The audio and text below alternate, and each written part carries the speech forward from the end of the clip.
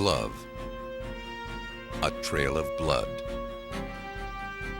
Investigators believed they led to a killer.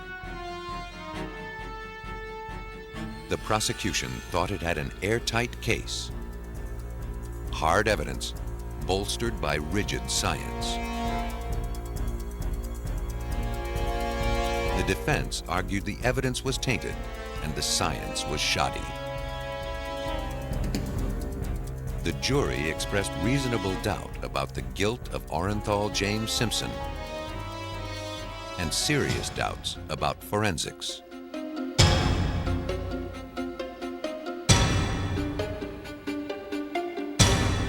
In courts of law and the halls of science, it was the trial of the century.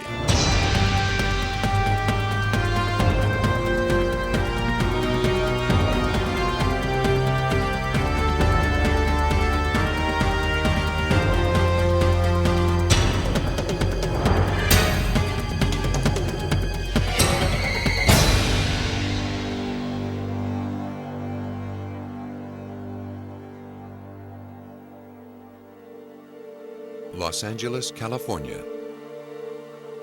A town famous for sunshine, celebrities, and scandal. But even by LA standards, the events of June 1994 were electrifying. In an affluent suburb, 2 people were found brutally murdered. The prime suspect was a football star turned film actor. All eyes focused on the Los Angeles County Courthouse as the trial unfolded like a Hollywood movie. For 10 months, the state of California versus Orenthal James Simpson played out in the courtroom and on televisions around the world. On October 3rd, 1995, the world held its breath as the jury rendered its decision. It took just under 3 hours to reach its verdict. We, the jury, in the above entitled action, find the defendant, Orenthal James Simpson, not guilty of the crime of murder in violation of Penal Code Section 187A, a felony upon Nicole Brown Simpson, a human being as charged. The verdict was a shock to the Los Angeles County District Attorneys who tried the case and to the families of the victims. But for the defense, it was confirmation that the quality of the evidence must be weighed before depriving a person of his freedom. From the start, Simpson was also being tried in the court of public opinion. Though many applauded the verdict, others were stunned. Homicide Detective Tom Lang of the Los Angeles Police Department was one of the men in charge of overseeing the evidence collection at the crime scene. There are people on death row. Death row. There are people that have indeed been put to death on much, much less evidence, on 1/10 of that evidence. Defense attorney Barry Scheck was a member of Simpson's dream team and one of the most vocal critics of how the evidence against O.J. Simpson was collected and processed. The way that crime scene was handled by the criminalists from the Los Angeles Police Department, by the people in the crime lab when they did the initial DNA testing, and by the medical examiner's office was shameful. Soon after the trial began, it became clear that more than Simpson was on trial. Forensic science would also have its day in court. Could the evidence and the methods under which it was collected withstand the defense team's harsh scrutiny? There were no eyewitnesses to the murders of Nicole Brown Simpson and her friend Ronald Goldman. But from the very beginning, the prosecution thought strong circumstantial evidence pointed to the killer.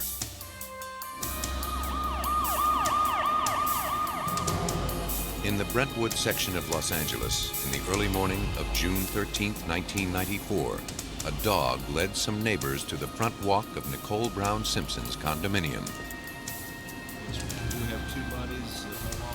There lay the mutilated bodies of Nicole Brown and Ronald Goldman.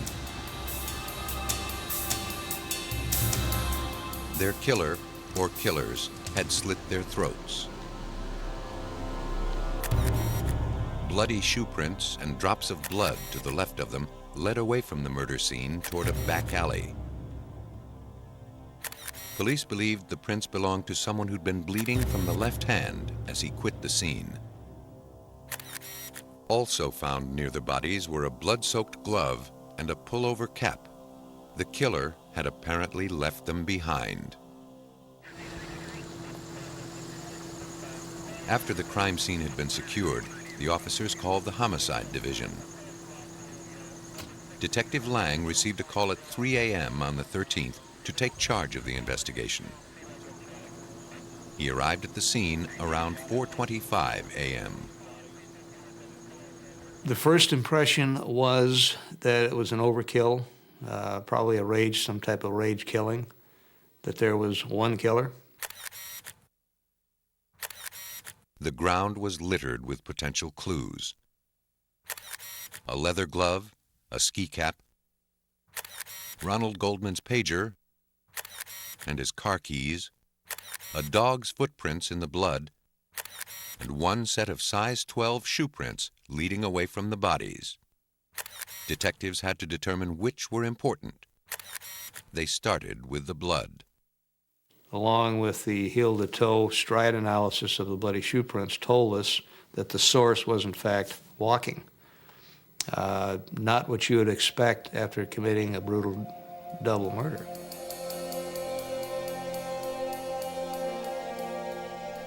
There's an interruption in his gait, and he stops, and there's 2 or 3 prints that point back towards where he was, indicating the possibility that the killer stopped and looked back.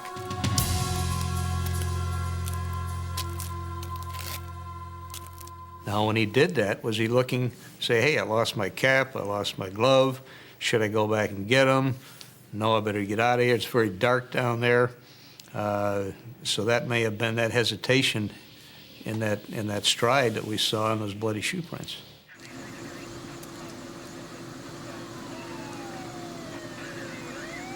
At the request of his superior, Lang left the crime scene to notify the victim's estranged husband, former football star and broadcaster O.J. Simpson, that his ex-wife had been killed.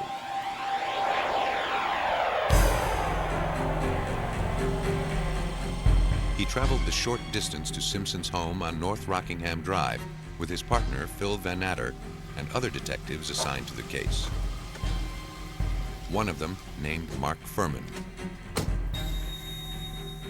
It was the first time Lang and Van Natter had worked with Furman. Mr. Simpson, this is the police.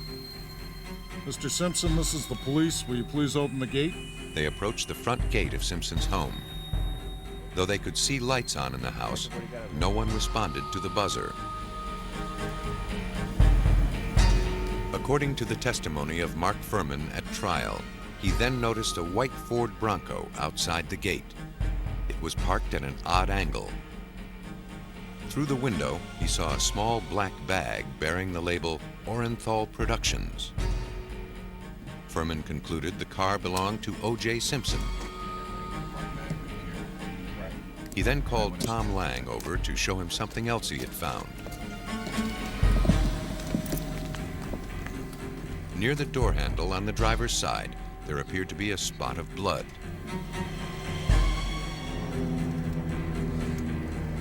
Lang testified that the detectives feared Simpson was injured and decided to enter Simpson's property to investigate, even though they didn't have a warrant. Furman climbed over the 5-foot wall and let the other detectives in.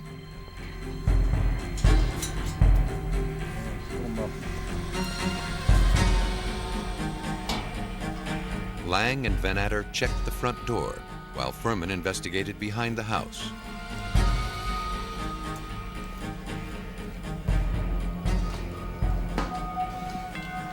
It didn't appear as if anyone was home.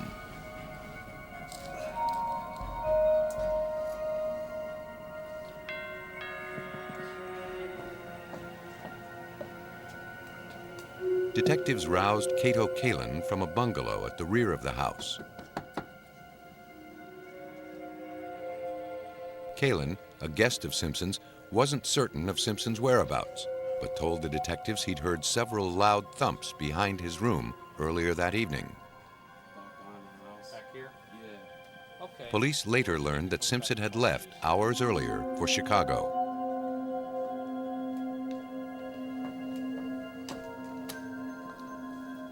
While the other detectives continued their search, Furman, alone, went to investigate the cause of the strange noises Kalin reported. He found a bloody glove in plain view. It appeared to match the blood-soaked glove found at the murder scene. Furman brought Van Atter to show him his discovery. Simpson's Rockingham estate was declared the second crime scene of the night. O.J. Simpson was now a prime suspect. He was not a suspect initially when we went on the property. But once the glove had been found, he most definitely became a suspect. According to the testimony of Philip Van Atter, as dawn broke over Los Angeles, he was able to see drops of blood in Simpson's driveway. They led from the Bronco to Simpson's house. Later, Van Atter found drops of blood in the entrance hall. As he looked into the Bronco, he saw still more traces of blood on the console and seat. Van Atter ordered the car seized, and by 10:45 obtained a warrant to search the house for additional evidence. Meanwhile, Simpson returned from Chicago. Police had notified him by phone of his ex-wife's murder. He agreed to be interviewed by Detectives Lang and Van Atter without the presence of his lawyer. The detectives noticed a deep cut on a finger of his left hand. Van Atter asked Simpson repeatedly about the injury. His responses seemed inconsistent and contradictory. First, he said he cut his finger in Chicago on a broken glass. Then he changed his story and said he may have cut it in L.A. and reopened it in Chicago. To Lang and Van Atter, Simpson's explanation seemed evasive. Left-handed, Mr. Simpson? They began to investigate his whereabouts on the night of the murders. So you were cutting the knife, cutting the orange then with a knife in your right hand? Police located the limousine driver who took Simpson to Los Angeles International Airport for his flight to Chicago. He had arrived at Simpson's estate ahead of schedule at 10:25 p.m. Mr. Simpson? He testified he didn't see the Bronco and received no answer when he pressed the buzzer at the gate. He then drove around the block and returned shortly before 11 p.m. The driver said at that time he noticed the Bronco parked on the street and saw an African-American male walking hurriedly up the driveway into the house.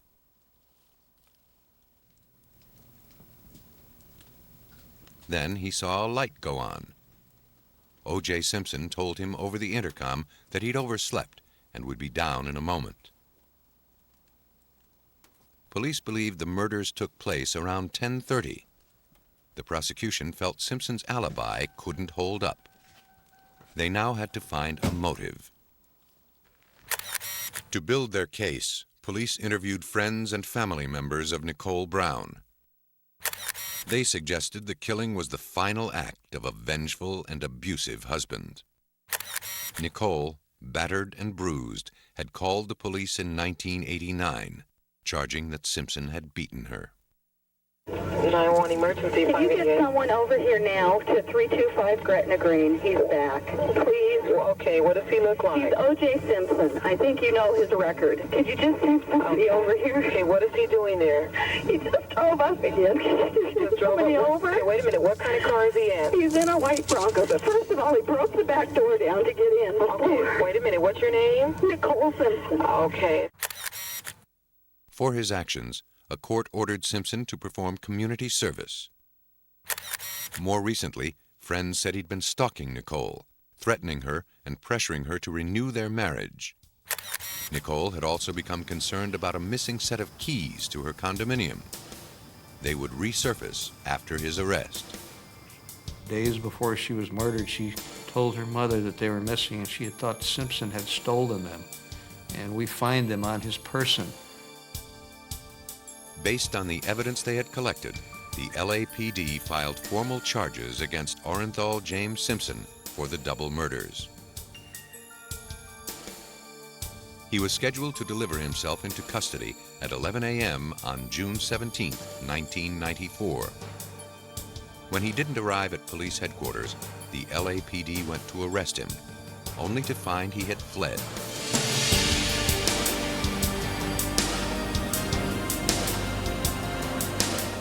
As they began an extensive search, a television news helicopter began broadcasting images of Simpson and his friend A.C. Cowlings driving along the freeways of Los Angeles in a white Ford Bronco.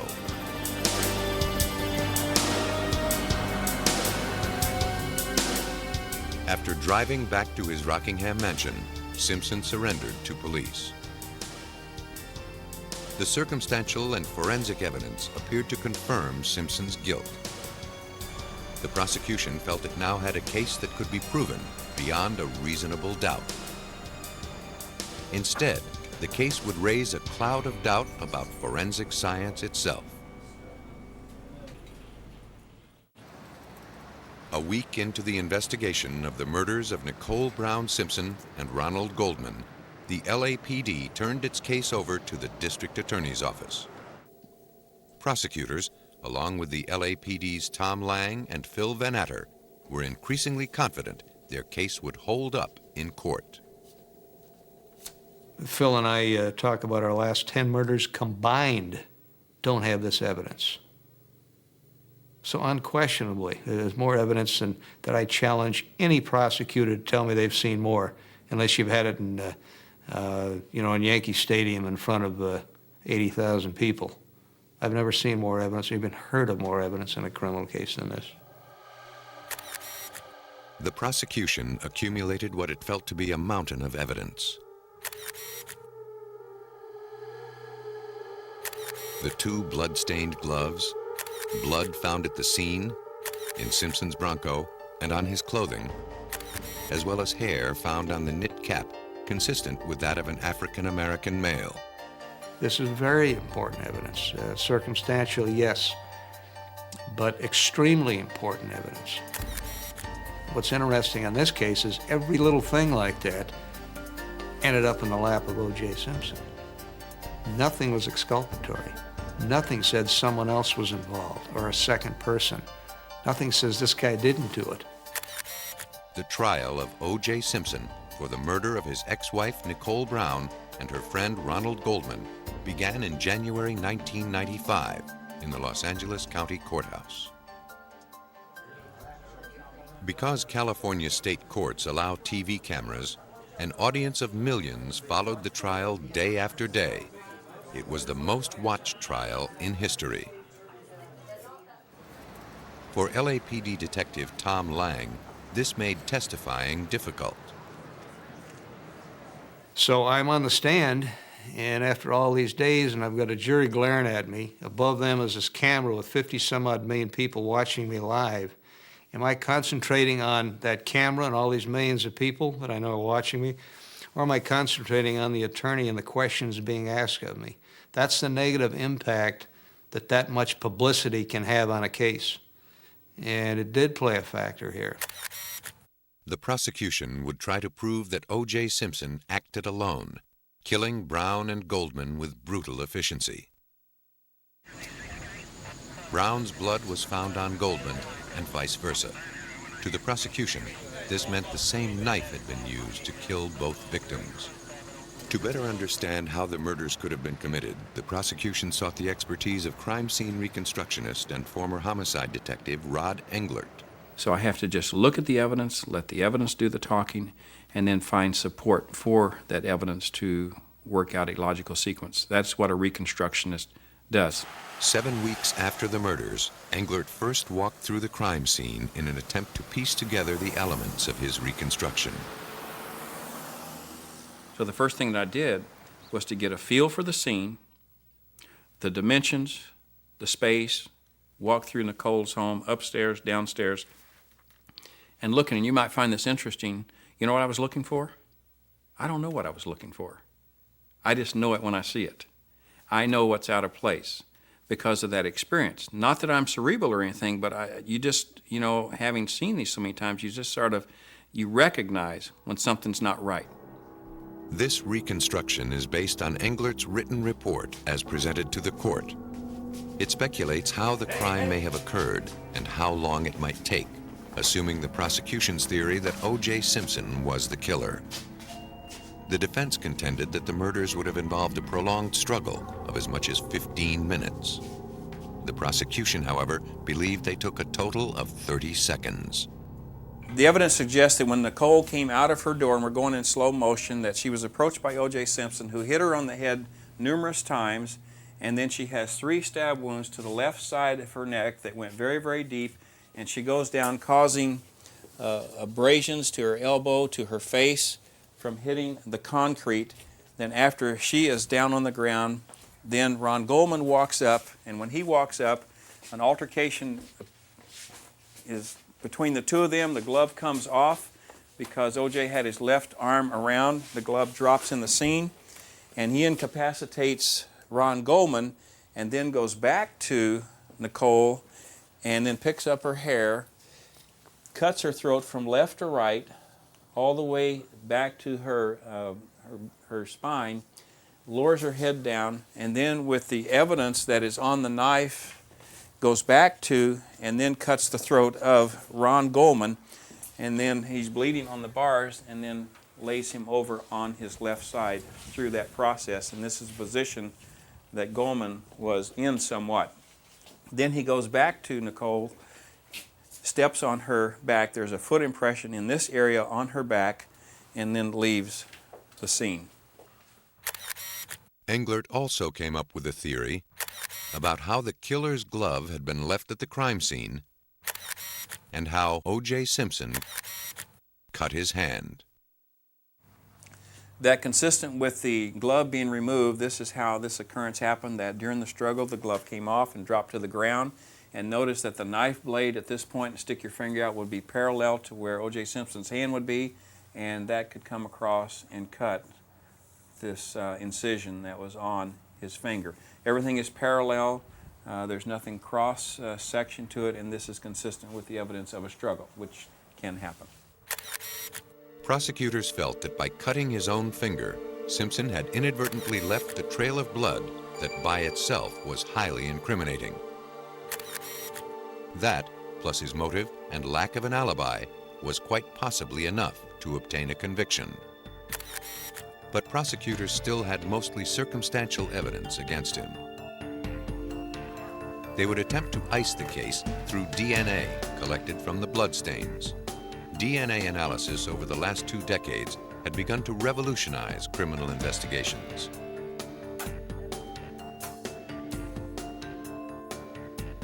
Until recently, blood evidence had limited use in helping identify criminals. By examining what are called the antigens in blood, scientists could determine its type, A, O, B, or AB, but could not trace a blood sample to any one individual. Beginning in the 1980s, science promised to make blood evidence much more significant by examining its DNA. Found in every cell of our bodies, DNA contains the coded instructions of our being. The color of our eyes, our height and hair color, the size of our brain, and so on. Since no 2 humans are alike, except identical twins, it follows that no 2 people have the same set of DNA instructions. By breaking the code, scientists have been able to identify the patterns or markers that distinguish one person's DNA from another's. 2 tests are used to isolate and identify human DNA.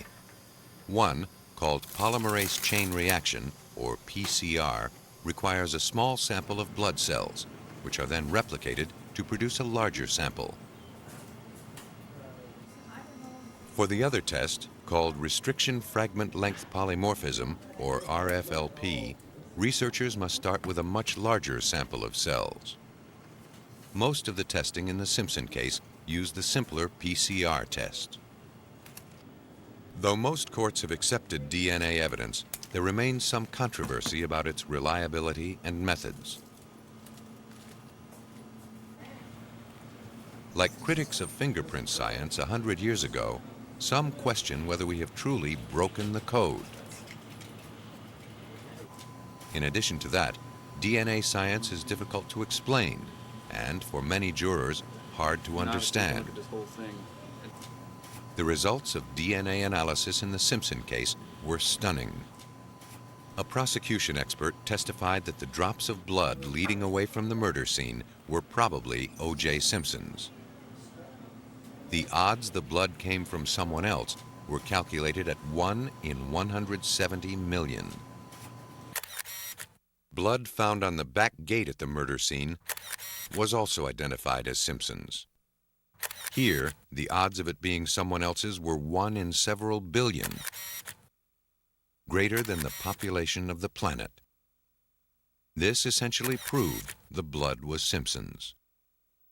Simpson's blood was also identified on the Bronco's door panel, dashboard, and near the headlight switch. Simpson told police he'd last driven the Bronco before dark on the day of the murders. Crime scene reconstructionist Rod Englert. When do you turn on your headlights? Daytime? Not really. So there was a transfer on that dash which was blood consistent with O.J. Simpson's DNA. But even more remarkable was the console between the passenger seat and the driver's seat.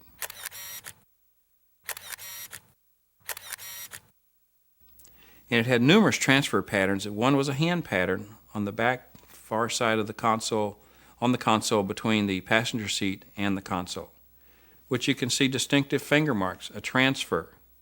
And then there's another swipe. These transfers belong to, and it was blood consistent with, the DNA of Ron Goldman and Nicole Simpson. But for the defense, forensic blood spatter expert Herbert McDonnell testified that he was leery of the blood found in the Bronco because it was so minute. I don't see how anyone could have been in a struggle with Ron Goldman, or for that matter Nicole Brown, where the blood was all over the area and not got much more blood on them than was reportedly on Mr. Simpson or in his Bronco. The Bronco, in my estimation, had less than 1 drop total in that whole vehicle. Regardless of the blood in the Bronco, prosecution DNA tests had identified the ample blood from both murder victims on the glove found behind Cato Kalin's bungalow. The forensic evidence gathered by the police and prosecution pointed a bloody finger at O.J. Simpson. The defense would point its finger at the police. The defense in the Simpson case would focus its attack on a chain of events beginning in the wee hours of June 13, 1994. Defense attorney Barry Scheck contended that what happened, and what didn't happen, in the 24 hours following the murders was enough to cast doubt on the prosecution's case. There was a lack of coordinated effort between the criminalists, the detectives, and the medical examiners.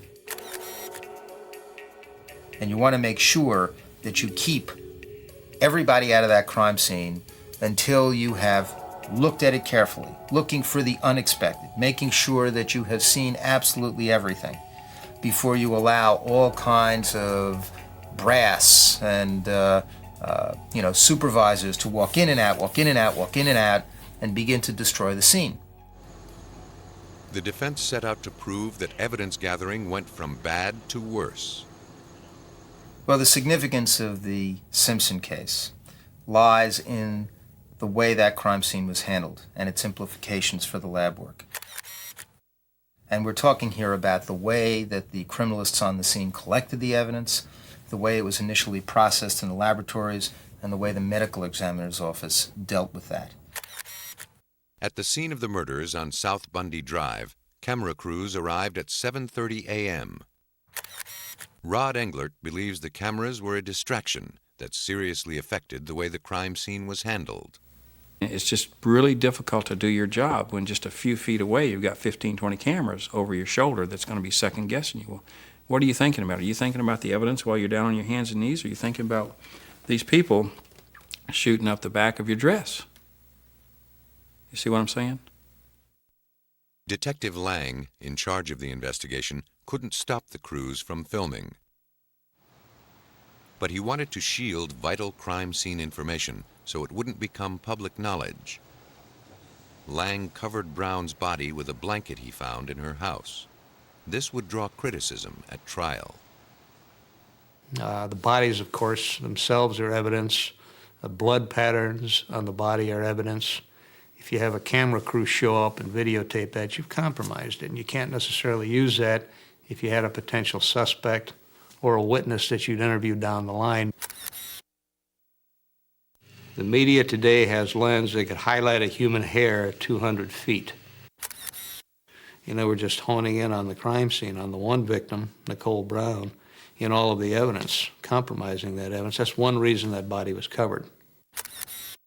They took a blanket and they put it over the bodies, and they brought hairs and fibers all across that scene, when obviously some of the key pieces of evidence in the case might come down to hairs and fibers. Where did they come from? Only one of the bodies had been covered, and Lang felt his reason was valid. Did we contaminate it? There's always that possibility, but in this case it was exactly the right thing to do because there was no contamination. There were no foreign hairs, fibers, or debris found on Nicole Brown or her clothing. It was a tightly knit, clean hospital blanket that was used. The cameras, meanwhile, became a useful tool for the defense. We were able to get some of the videotape of the cameras looking in as the officers were processing the crime scene, and able to demonstrate that they weren't changing their gloves, that they were commingling some of the evidence, that people were walking in and out of the crime scene at times when they probably shouldn't have been. The defense began a theme it would stress throughout the trial, that the blood evidence in the case had been contaminated. When blood is shed, bacteria immediately begins to break it down, along with its DNA. The defense suggested improper handling of the blood swatches had allowed the blood to deteriorate too far to permit accurate test results. Chief Criminalist Dennis Fung had relied primarily on swabbing the blood at the murder scene and transferring it to cotton swatches. The swatches were supposed to be dried, then wrapped in cloth bindles for transfer to the lab. But several of the bindles were blood-stained, proving the swatches were wet when placed inside. That could encourage bacterial contamination.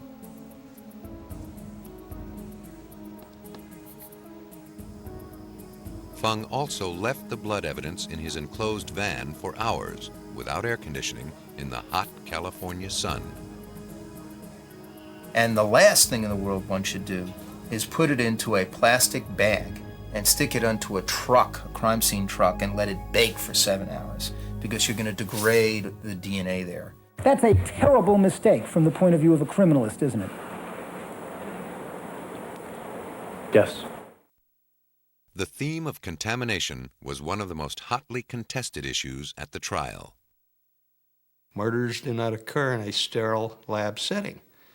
There was contamination, there always has been. But they would lead you to believe that this somehow affected the outcome of this blood evidence, and the reality of it is it did not. The fact of the matter is, if you're looking strictly at the DNA in this case, you could have collected all those blood samples and placed them out on Bundy Drive for a month and let the traffic run up and down over them and then collect them. Is that going to contaminate them? Well, sure, it's going to contaminate them. Is that going to change the DNA properties? Is that going to make O.J. Simpson's DNA appear there? No. It's there or it's not there. It's as simple as that. But Scheck raised another argument, that criminalists at the scene may have commingled some of the blood samples so that no one could say whose blood was whose.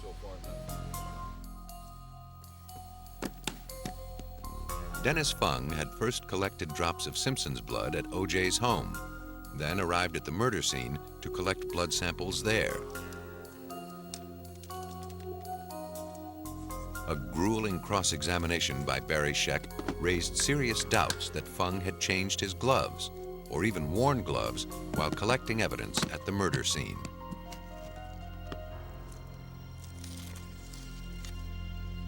And there were some moments during the trial where, I guess the moment that everybody remembers most is that Mr. Fung was picking up that envelope from the scene, and he was claiming that he, of course, did that with his gloves on. All of a sudden, in the courtroom, in a way we'd never even done it before because we had a better video machine in the courtroom, and you could see very, very clearly Dennis Fung grabbing the envelope and touching it without his glove on. The defense went a step further. It argued that besides the inept collection procedures, more errors were committed when the samples were analyzed. It contended that the handling of the samples in the laboratory was so sloppy that the test results could not be relied upon. This is a lab that was operating without a protocol, without procedures that people were trained in. Nobody ever taught them how to do it right. That was apparent. As the defense steadily chipped away at the prosecution's case, another theory began to take shape. Somebody played with this evidence. A police conspiracy to frame O.J. Simpson. The mountain of forensic evidence in the Simpson case was turning to rubble. The defense now raised its own theory. Some of the evidence had been planted. The proof began at the gate of Nicole Brown's condominium. According to testimony, the police returned to the murder scene 3 weeks after the murders and found Simpson's blood on the back gate near the bloody shoe prints of the killer. Because it was missed during the initial investigation, the defense suggested it may not have been there at the time of the murder. Detective Tom Lang acknowledges the blood on the gate should have been collected earlier. Generally at a crime scene, the detective will do a final walkthrough with the criminalists, photography people, latent print people, other detectives who have done canvassing and other things, and they'll walk through, did we do this, did we do that? If that had occurred here, we wouldn't have had the problem with the blood on the rear gate. During his initial questioning, Simpson consented to giving police a blood sample. The defense suggested someone had planted some of it on the gate. Though presumably exposed to the elements 3 weeks longer, the DNA from the blood on the gate hadn't decomposed as much as the DNA from the blood collected hours after the crime. About the same time Simpson's blood was found on Nicole Brown's gate, Brown's blood was discovered on a pair of socks recovered from Simpson's house the night of the murders. Its significance wasn't missed by the prosecution or the defense. The prosecution's crime scene reconstructionist, Rod Englert, believes the drops of blood were spattered on the socks as Simpson stepped in his ex-wife's blood. And on the socks we have a projected blood pattern of blood that had to be airborne. When it landed on these socks, creating numerous spots around the ankle and the front of one of them, and numerous match head size spots on the other. Now, I don't know which one was right or left, but those spots stopped at where the shoe would be on, if it was a regular street size shoe. Those spots stopped at a certain level on both of them where pant legs would be. And so when that was analyzed, I remember Tom Lang calling that evening, very excited, and said, "We were right. It was Nicole's blood." To test his theory on how the blood would have been spattered on Simpson, Englert staged a reenactment. To recreate the struggle, he used police officers dressed in white so the blood would show up better. The white set matched the exact dimensions of the murder scene. The violent struggle between the killer and the second victim, Ronald Goldman, took place in close proximity to the deepening pool of blood from Nicole. Englert matched the amount of blood from the crime scene exactly and found that it would have been difficult to avoid spattering, as the test amply demonstrated. Forensics experts Herbert McDonnell and Henry Lee conducted their own examination of one of the socks found in Simpson's bedroom. The ankle stain was very large. It was not spatter. Both men claimed the blood had not been spattered at all. It was not projected there. It was not dripped there. It was not cast off and landed there by flying through the air. It was transferred from contact by something that had blood on it. Because the blood on the socks was not found between the fibers, McDonnell concluded it had been wiped across the sock. The margin around the center of that stain shows blood on the surface of the fibers only. It does not show blood permeating between the fibers. Therefore, we know it's transferred. McDonnell also found evidence that Simpson's foot was not in the sock when the blood transfer took place. McDonnell uses a shirt sleeve to demonstrate how he thinks the blood was applied to the sock. He places a single drop of blood on top of the cloth, which he calls surface 1. He rubs the blood in, and it soaks onto the back, or surface 2. The blood is then transferred to surface 3, but does not soak through to surface 4. McDonnell and Lee found that blood had seeped through from sides 1 and 2 of Simpson's sock onto side 3, which would have been impossible if Simpson's foot had been inside the sock between surface 2 and surface 3. To the defense, this was compelling evidence the blood could have been planted on the sock, either at the crime scene or while the socks were in police custody. The conspiracy theory was supported by defense experts who found the presence of a substance called EDTA in both the blood on the sock and the blood from the gate at the crime scene. EDTA is a preservative added to blood in a test tube to prevent it from clotting. It's also present naturally in small quantities in the human bloodstream. But witnesses testified that the amount of EDTA in the two bloodstains was much higher than normal,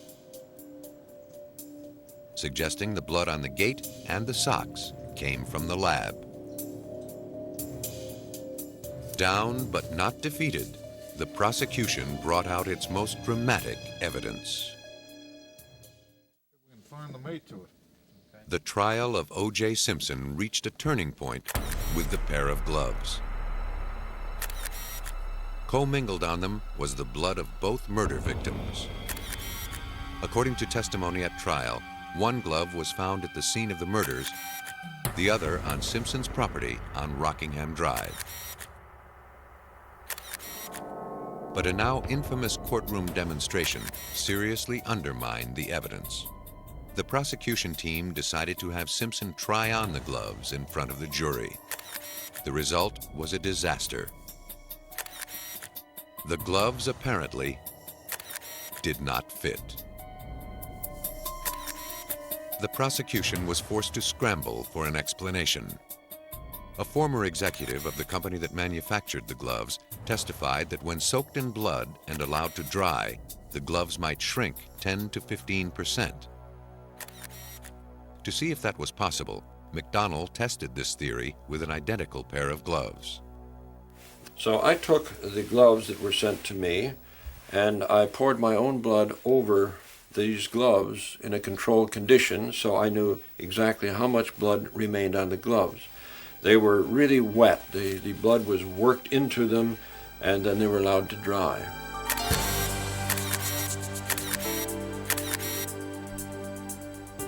Prior to the experiment, McDonnell photocopied the glove to document its size. After the bloody glove dried, he again photocopied it for comparison. It had shrunk less than 1%. Next, he wanted to find out how small the glove would become if it really did shrink as much as the manufacturer claimed. He used the photocopier to reduce the glove to 10 and 15% of its original size. Then he compared the reductions to the original photocopy. the change was enormous. At 15%, the gloves would have shrunk over 1.5 inches. In McDonald's opinion, the change was too drastic. Since it seemed unlikely that the gloves belonged to Simpson, the defense had an opening to expand its theory of a police conspiracy. It had already suggested that someone had planted blood on the back gate at the murder scene and on the socks from Simpson's bedroom. Now it put forward the theory that the glove found on Simpson's property had also been deliberately planted. Mark Furman had been alone when he found the glove at Simpson's house. He'd also been among the first detectives to arrive at Brown's condominium, where the first glove had been found. The defense suggested that Furman had picked up the second glove at the scene of the murders, taken it with him to Simpson's estate, and planted it on the pathway behind Cato Kalin's bungalow. For LAPD Detective Lang, it would have been impossible for Furman to have found the second glove at the scene of the murders because he was the 13th detective to sign the log. Because 12 people there before Furman only saw one glove. And it's very logical the way Furman found the glove. He was doing what anybody should have done, following up on an interview with Cato Kalin.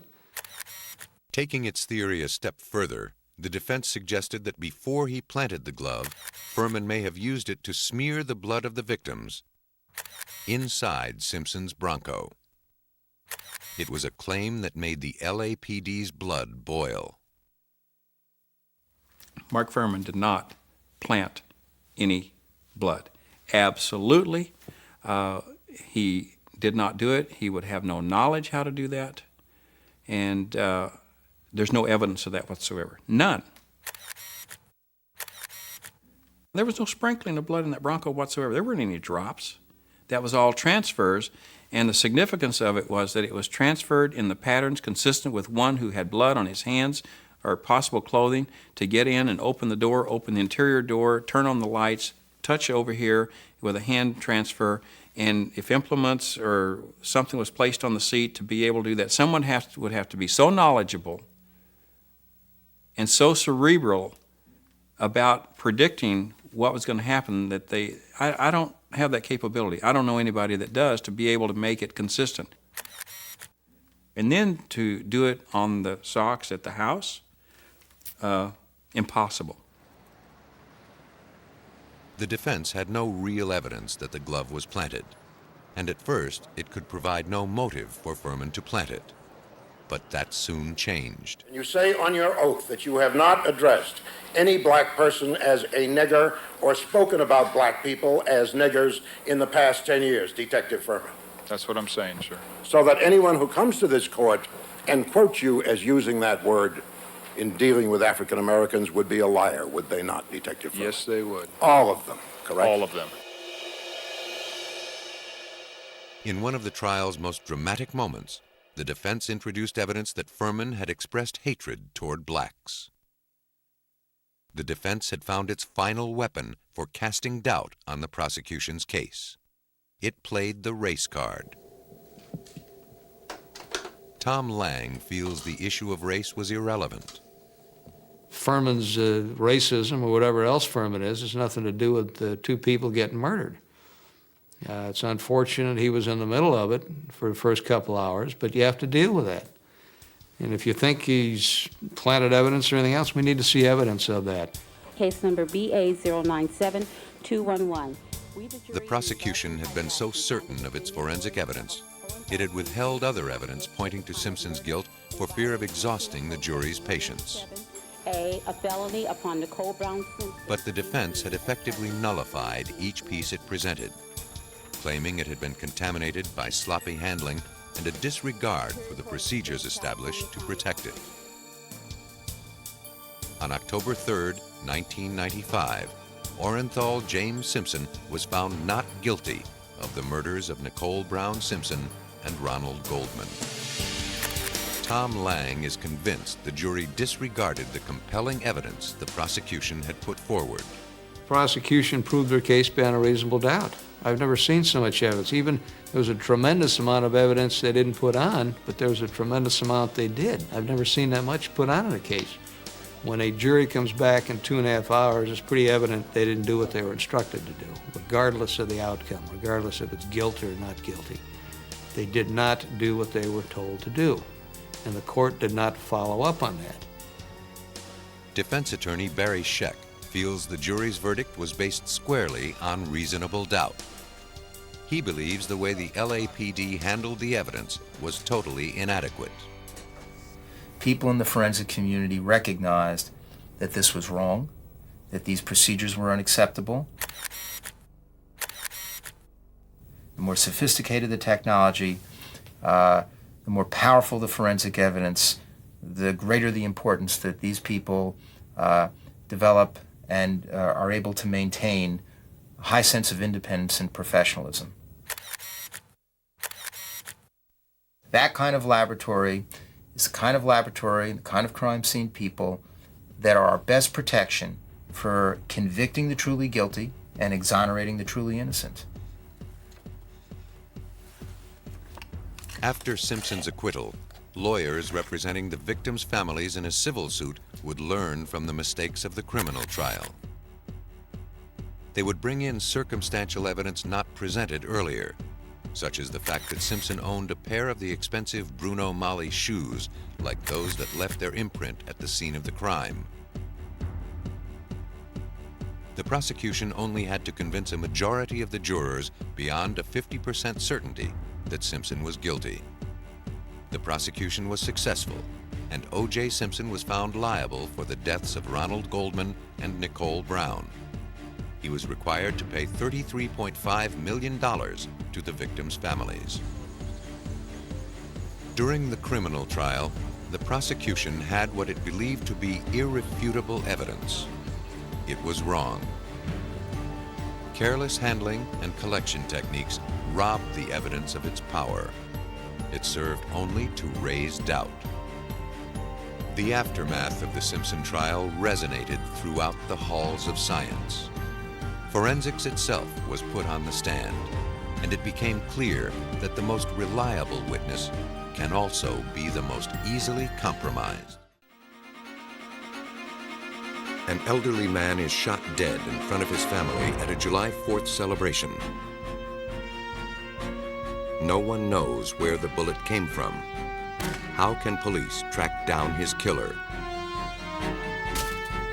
A charismatic leader of the Black Panthers is killed in a police raid. His supporters say he was assassinated. The police claim they shot him in self-defense. Can a forensic expert determine who is lying? A child dies in a drive-by shooting. Can a state-of-the-art computer link evidence from this crime to another and win a conviction? It takes a split second for a gun to deliver death. Solving the crime takes much longer, but with increasing speed, expertise, and accuracy, forensic detectives are zeroing in on their deadly target.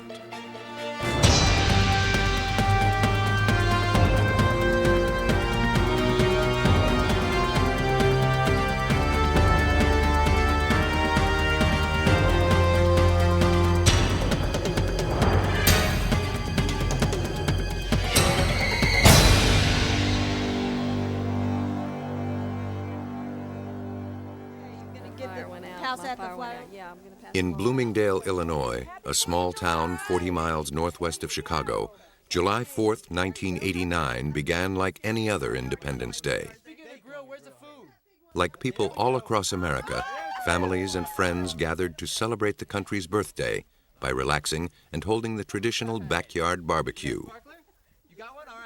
Kids amused themselves with sparklers while eagerly waiting for the sun to set and the town fireworks display to begin. On the picnic grounds, a carnival provided an endless array of diversions, something for everyone to enjoy. But for one Bloomingdale family, the celebration ended in tragedy. In a field near the picnic grounds, the family joined a crowd gathered to await the fireworks. The grandfather passed time playing with his grandchildren. Then, without warning, he tumbled out of his chair. His wife thought he had a heart attack. What's the matter? Is everything okay? Tom? Two off-duty detectives happened to be picnicking with their own families nearby. They rushed to offer assistance. When they turned over the man's body, they found a bloody wound beneath his ribs, a bullet hole. This 64-year-old grandfather had been shot dead. Shock was followed almost immediately by mystification. No one had heard a shot or seen anything. A search of the field came up empty.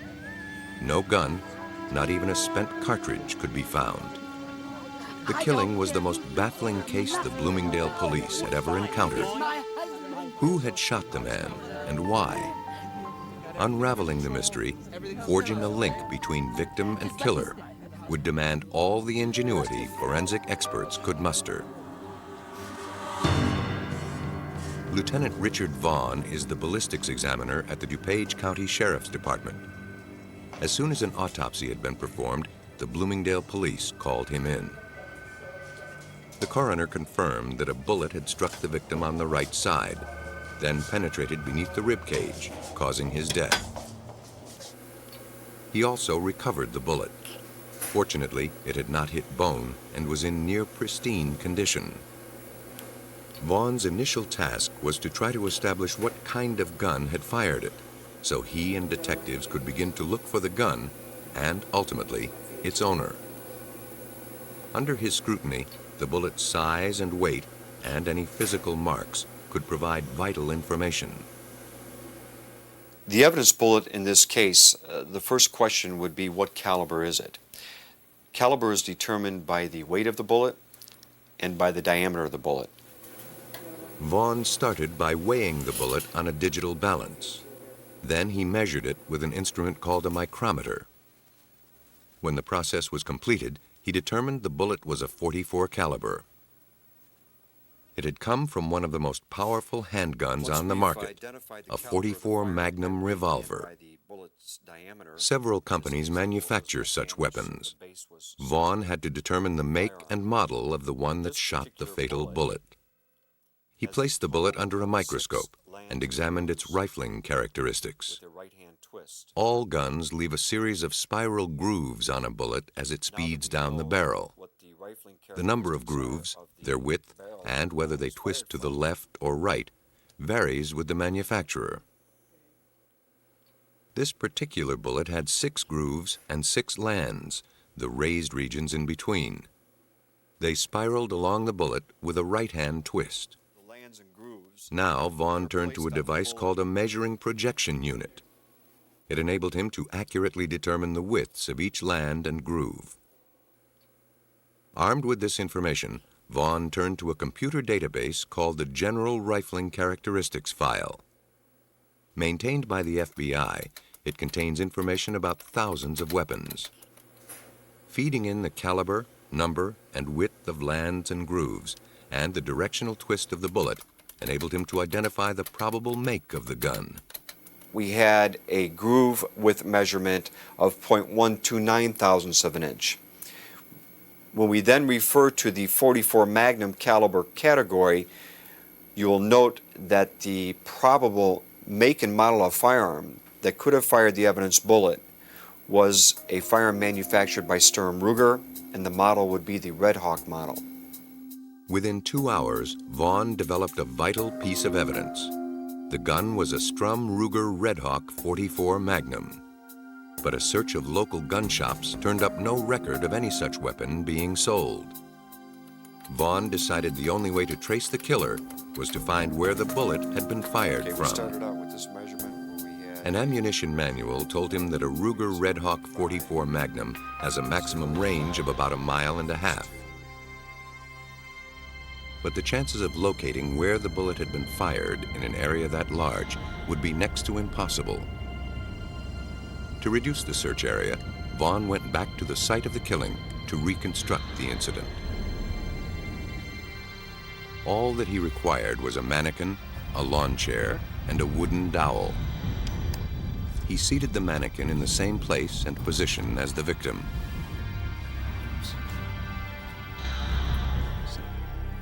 Then he inserted the dowel through its body in the precise angle of the bullet wound.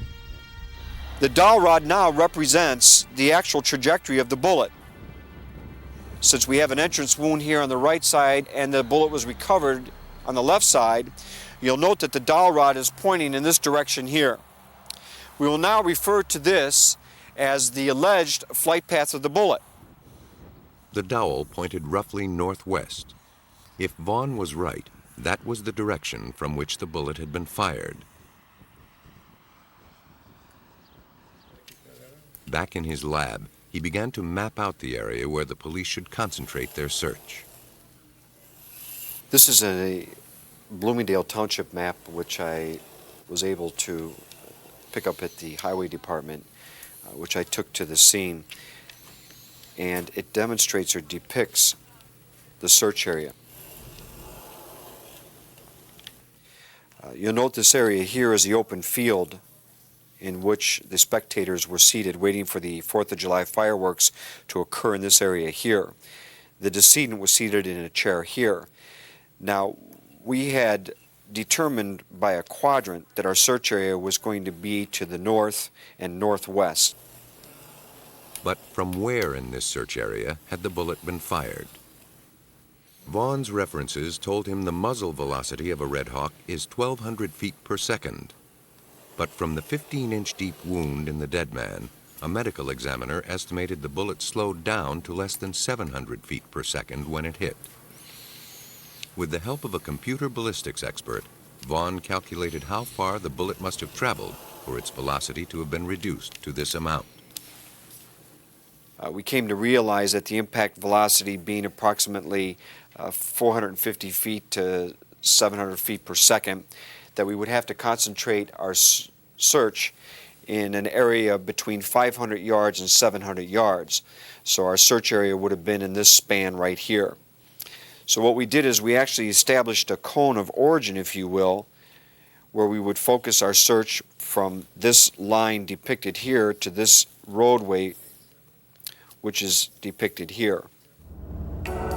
After narrowing the search area, Vaughn and police combed the neighborhoods between 500 and 700 yards northwest of the picnic grounds. They conducted door-to-door interviews, searching for any evidence that a large caliber gun had been fired. Eventually, they arrived at a residence on Lawrence Avenue. During a search of the backyard, they made a crucial discovery. In a corner was a 55-gallon drum perforated with holes. Vaughn felt they could have been made by .44 caliber bullets. The edges showed little sign of rust, suggesting they were new. Had they been made by the same magnum that killed the elderly man? To find out, Vaughn had to recover one of the bullets and compare it to the bullet from the dead man. He relied once again on dowels to point him in the right direction. With luck, they'd lead him to a bullet. We have evidence that the shots were fired at an angle where they entered a little bit higher than they exited. You also note that the metal on this side, that there's an indentation here, that the actual metal folds inside, which is indicative of this being where the bullet entered. And on the other side, we have evidence of the bullet exiting, where the metal fold is actually folding towards the outside. So this is indicative of the bullet exiting. So we're going to take this dowel rod here and we're going to reconstruct the trajectory. In other words, the flight path of the bullet from the time it struck the 55-gallon drum until it exits. Again, you can see the actual metal around the periphery of the hole, and the fact that it's folded out is indicative that this is an exit. So this would demonstrate that this bullet, continuing in a straight flight path, would most likely have hit the grass somewhere in here. So what we're going to have to do is focus our search on this area. We're going to have to conduct a grid search. Vaughn and detectives spread out to find a bullet. Despite their thoroughness, they found nothing. Perhaps the barrel had been moved since the shots were fired through it. If so, metal detectors would be required to search a larger area. Then one of the deputy sheriffs had an idea. Perhaps the shooters had been burning logs in the barrel while using it as a target. Maybe the bullets were in the nearby pile of ashes. he sifted through the cinders and found what he was looking for. If Richard Vaughn could prove the bullet came from the same gun that killed the elderly man, he'd have the break he needed.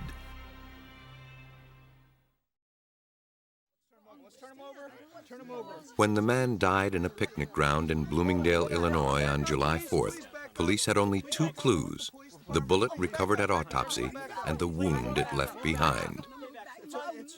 Now, ballistic examiner Richard Vaughn had a second bullet, found near the 55-gallon drum. A comparison of the bullets would tell him if they came from the same gun. Every Ruger Red Hawk Magnum leaves similar rifling marks on a bullet. 6 lands and grooves with a right-hand twist.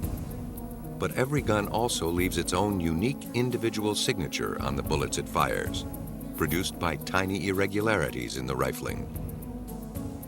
The bullet found in the drum was deformed by the impact, but Vaughn was still able to discern a series of distinguishing marks. They were enough to conclude it came from the same weapon that killed the victim. The net was closing in, but an important question remained. Could a bullet fired from the backyard travel unobstructed for nearly a half-mile to the picnic grounds? Vaughn enlisted the help of an engineering firm to survey the bullet's likely path. They recorded ground elevations and the positions and heights of every house and tree between the Lawrence Avenue residence and the picnic grounds. Then they constructed a diagram. The red line here demonstrates the calculated trajectory of the fatal bullet. The dark line here demonstrates the terrain. We do have documented here the dwellings that fell within the line of the trajectory of the fatal bullet. What we were able to determine was that this particular residence, for example, the bullet went directly to the right of it. But this indicates where the barrel of the firearm was. This is the fence that was at the back of the property, of the suspect's property. And this is the area where the decedent was seated. On its half-mile journey to the picnic grounds were many potential obstacles. Amazingly, the bullet missed every one. But would it still possess enough power to kill once it got there? To make his case, Vaughn had to prove it could. He turned to wound ballistics expert Martin Fackler, who had devised a standardized way to test how far a bullet penetrates human flesh when traveling at various speeds. The depth of the wound depends on the velocity of the bullet. To simulate the penetrating power of a bullet after a half-mile flight, some gunpowder is removed to slow it down to between 400 and 700 feet per second. This is referred to as a bullet inertia puller, and we're going to use this to pull and separate the bullet from the cartridge case so that we are able to actually remove the gunpowder from the cartridge case. Now that the bullet has been separated, Vaughn carefully tips out a measured amount of the gunpowder. It's a trial and error process. Empty out some powder, fire around. Measure the bullet's speed. If it's too high, remove a little more gunpowder. If it's too low, remove a little less from the next round. To ensure that the bullet impacts the block at the intended velocity, its speed is measured with an electronic timer. This is a chronograph. This is used to measure the speed of a moving projectile. It is nothing more than a timer, and the timer is started by the shadow of a bullet passing between these first two rods, and the timer is stopped by the shadow of a bullet passing between the second two rods. The speed in feet per second of the projectile is then recorded in the front of the machine. Finally, when everything is set, the test bullet is fired into the gelatin. Firing in the hole. The bullet traveled 15 inches, almost identical to the depth of the fatal wound. What's more, like the bullet found in the victim, it had not deformed. The test proved that the bullet had enough power to kill the man from a half-mile away. Further evidence that the shot had been fired from Lawrence Avenue. The results of Vaughn's test gave Assistant State's Attorney Joe Burkett grounds to serve a search warrant on Robert Logsdon, resident of the home where the drum was found. Hi, I'm Logsdon admitted he and his girlfriend held a party on July 4th. But at first, he denied owning a handgun. As a convicted felon, it was illegal for him to possess one. He lied about virtually everything until he was confronted with facts that were known to us that we had put in the warrant, and he ultimately confessed and implicated his girlfriend as well in the shooting. There's a man who's dead. Under pressure from Burkett, Logsdon produced a .44 caliber Strum Ruger Red Hawk. He later confessed and revealed the events of his party. It had started ordinarily enough, a barbecue for a few close friends.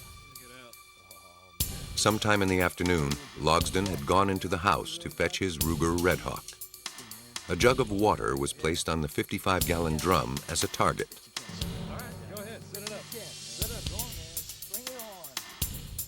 Logsdon fired off 5 rounds.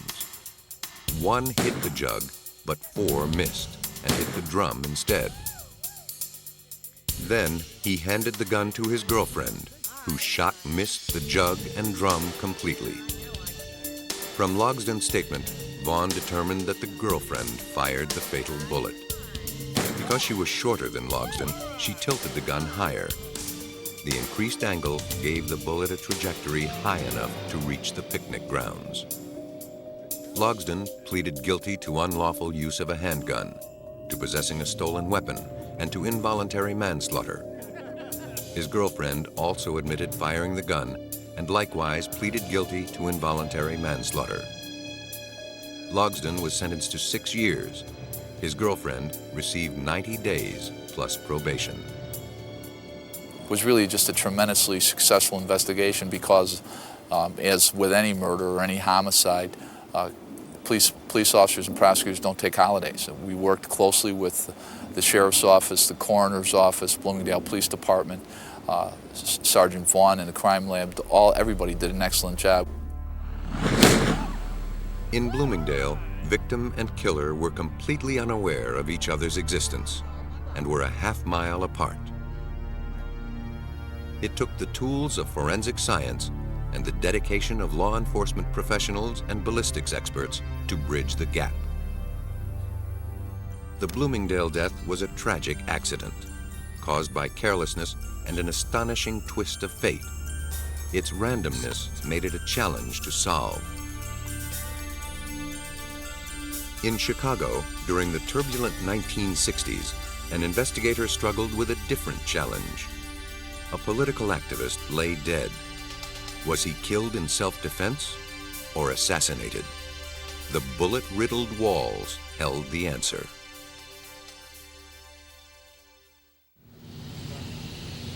December 4th, 1969, 4:45 a.m. 14 police officers, handpicked by Illinois State Attorney Edward Hanrahan, approached an apartment in Chicago's Oak Park area, the heart of the city's black ghetto. They were about to embark on what would become one of the most controversial events in Chicago's history. The first-floor apartment was occupied by members of the Black Panther Party, a militant left-wing organization that preached social revolution. As the main group of police entered the front, a smaller force came in at the back. 15 minutes later, the tiny 2-bedroom apartment was laced with 100 bullets.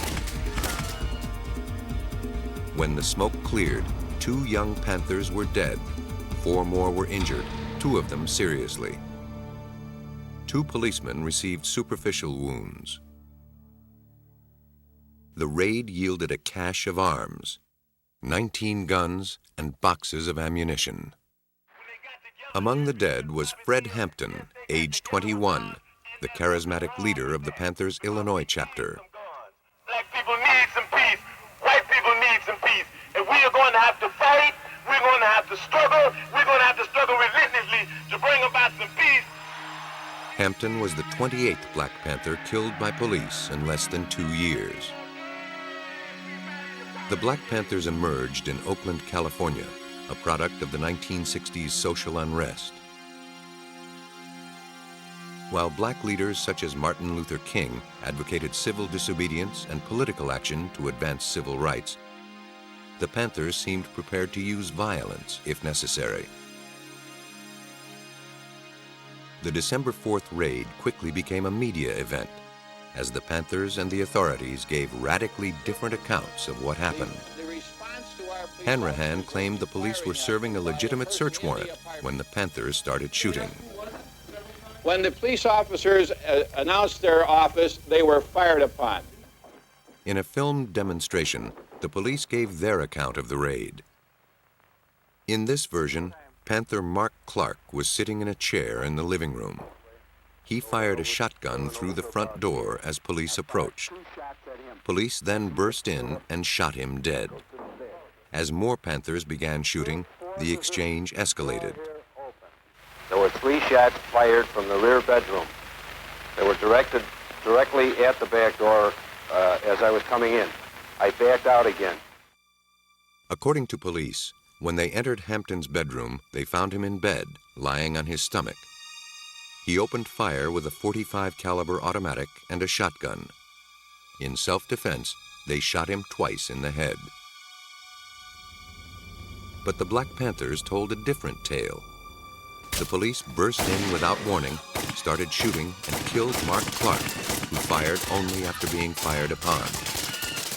No other Panther used a weapon.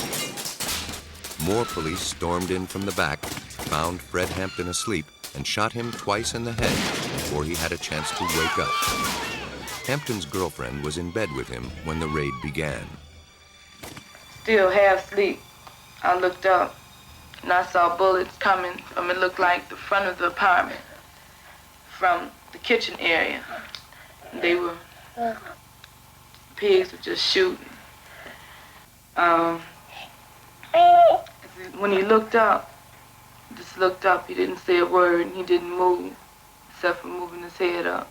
He laid his head back down to the side like that. He never said a word and he never got up out the bed.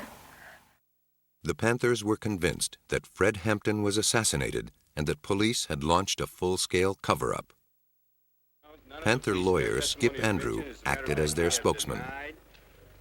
Anyone who went through that apartment and examined the evidence that was remaining there could come to only one conclusion, and that is that Fred Hampton, 21 years old and a member of a militant, well-known militant group, was murdered in his bed, probably as he lay asleep. Police arrested the surviving Panthers and charged them with several offenses, including attempted murder. To defend the Panthers, their lawyers needed evidence to support their version of the raid. They turned to ballistics expert Herbert McDonnell. He seemed an unlikely choice. More than once, he had investigated gunfights between the police and black radical groups. He usually sided with the police. I understood it was a shootout, similar to the ones I'd investigated before in the Republic of New Africa and Fred Ahmed Evans and others.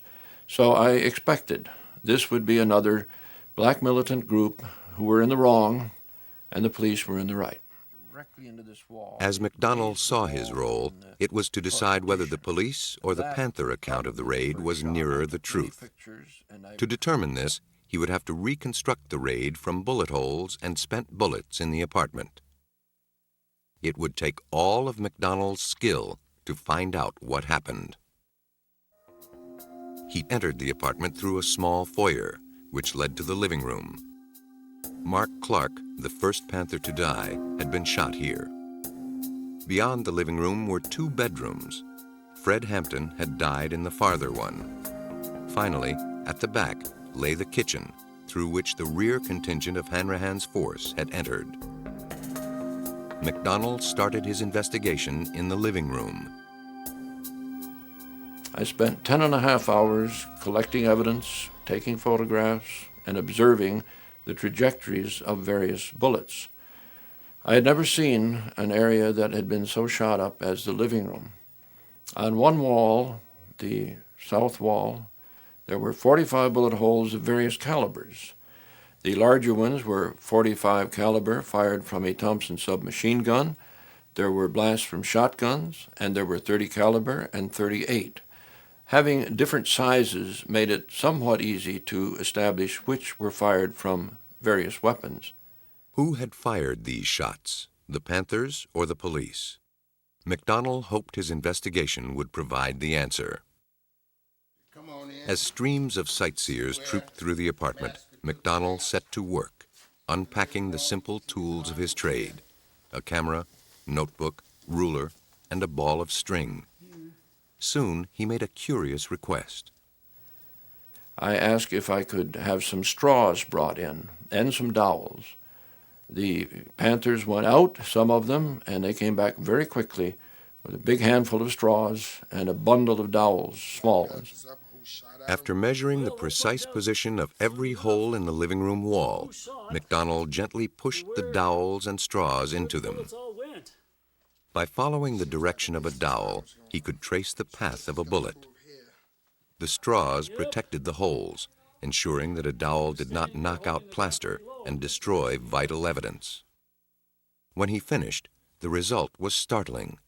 All 45 bullets had been fired from the vicinity of the living room door. All must have come from the police as they burst into the room. When I began looking at the number of bullet holes, it became apparent that the vast majority seemed to be coming into the apartment rather than going out. The investigation seemed to be favoring the Panthers' version of the raid, but the police were quick to state their case. In an interview with the Chicago Tribune, Hanrahan produced a photograph of bullet holes in the molding around the back door. He called it irrefutable evidence that the Panthers had fired at the police as they entered from the rear of the apartment. Reporters studied the photos. One of the 4 pictures you gave the Tribune had 2 bullet holes on the right side of what was supposed to be the rear door. But when reporters inspected the apartment, they found the marks to be not holes, but nails. Hanrahan backpedaled. I have said that we released the pictures. We have not characterized or described the conditions that they portray, other than to say that that is an accurate portrayal of that particular object. Now the police changed their story. The Panther bullets, they said, whistled through the open door. That is not what McDonnell found.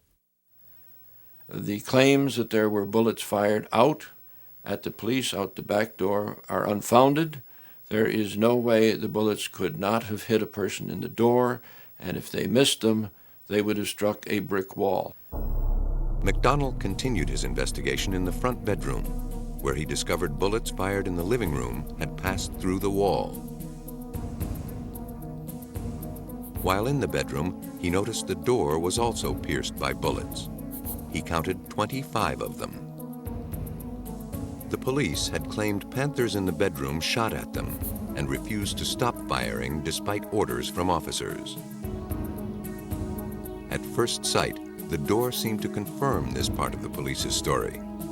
All the shots in the door came from the inside out, exactly what would be expected if Panthers in the bedroom had been shooting at the police. But there was a puzzle. None of those 25 shots hit an officer, nor was there any trace of them in the hallway beyond. But on closer examination, if those bullets were fired when the door was closed, as was claimed by the police, they would have struck the hall right across from that bedroom door. There was not one point of impact there.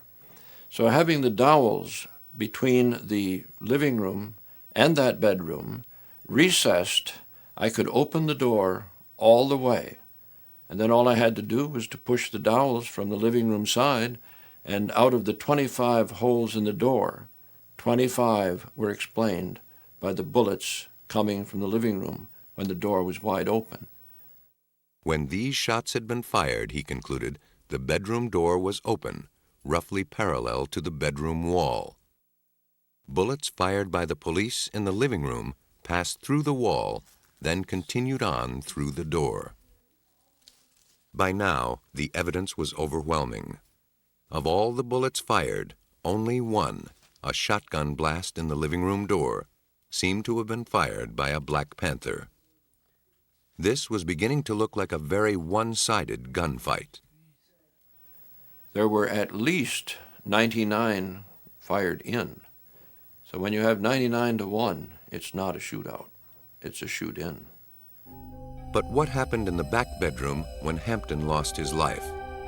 Was he waiting in bed, ready to fire, as police claimed? Or was he asleep and murdered in cold blood by the police, as the Panthers insisted? The trajectory of the bullets through his skull might solve the riddle. On January 3, 1970, a federal grand jury ordered Hampton's body exhumed. 2 earlier autopsies had given conflicting results. One, conducted by the Cook County coroner, reported that the 2 bullets in his head came from opposite directions. That suggested he was awake and moving. Hampton's relatives arranged a second one by a private pathologist. He found that both bullets had struck from the right and traveled on roughly parallel paths, suggesting Hampton was lying down. The new autopsy confirmed the second one regarding the trajectory. Both shots had entered Hampton's head from the right. The findings supported the Black Panthers' claim that Hampton had been asleep, lying on his back with his head down. From the trajectory into the head of Fred Hampton, both shots were fired in nearly parallel trajectories which projected back to the doorway. So if one policeman came in and fired a shot, Fred would have still been lying in that position when the second person came in with a different caliber and fired a second shot at what probably was either a dead or dying person. McDonald's meticulous investigation and the autopsy supported the Panther version of events. It looked as if the police had indeed assassinated Fred Hampton. But the most crucial question had not yet been answered. Did the Panthers or the police fire first? If the Panthers had started the shooting, even if they had fired just a single shot, the police could maintain they shot back only in self-defense. To answer this question, McDonald performed his most dazzling piece of detective work. The gunfight evidently had started as the police stormed the living room. McDonald found that the living room door contained 2 bullet holes. His examination of powder marks and wood splinters established that one bullet came from outside, from a police .38 revolver. He recovered the bullet from the living room wall. A second, larger hole likely came from Mark Clark's shotgun. After blasting a hole in the door panel, the slug had gone through a wall and ended up in the stairwell outside the apartment. McDonald had an idea. By figuring out how far the door was open when the .38 bullet and the shotgun slug passed through it, he might be able to tell who shot first. He traced the bullets' paths as they flew through the door. He knew that, by their own admission, the police had forced open the door as the raid began. He threaded a string through the .38 caliber hole in the door to the .38 hole in the wall. Then he adjusted the door until the string was straight. The door was barely ajar. Next, he ran a line from the slug hole in the stairwell through the hole in the door and then to Mark Clark's chair. This time, when the string was pulled straight, the door was 3/4 open. Through his experiments, McDonald pieced together the scenario. As police pushed open the door at the start of the raid, they fired the .38. As it swung open further, a Panther shotgun went off. That was the only evidence of any shot being fired out. McDonald's conclusion was clear. The police fired first. According to McDonald's findings, the police broke in, firing a .38 caliber pistol as they slammed open the living room door. A Panther, presumably Mark Clark, returned the fire. As the fusillade of police bullets poured into the apartment, Panthers fled to the second bedroom, where they tried in vain to awaken Fred Hampton. When the police reached the bedroom, they shot Hampton twice in the head. In court, charges against the surviving 7 Black Panthers were eventually dropped. No indictments were ever handed down against State Attorney Hanrahan or the 14 officers involved in the raid. But Hanrahan's credibility had been tarnished, and his political career was ruined. 12 years later, in a civil suit brought by the Panther survivors, the raiders were found liable, and the city ordered to pay $1.8 million in damages. McDonald's detailed investigation helped to tip the scales and ensure that in the end, justice was done. It's been 30 years since Fred Hampton's death, but today, crime solving takes as much tenacity and ingenuity as ever. Investigators are finding a new ally in the computer. It's proving time and again that a criminal's past can catch up with him.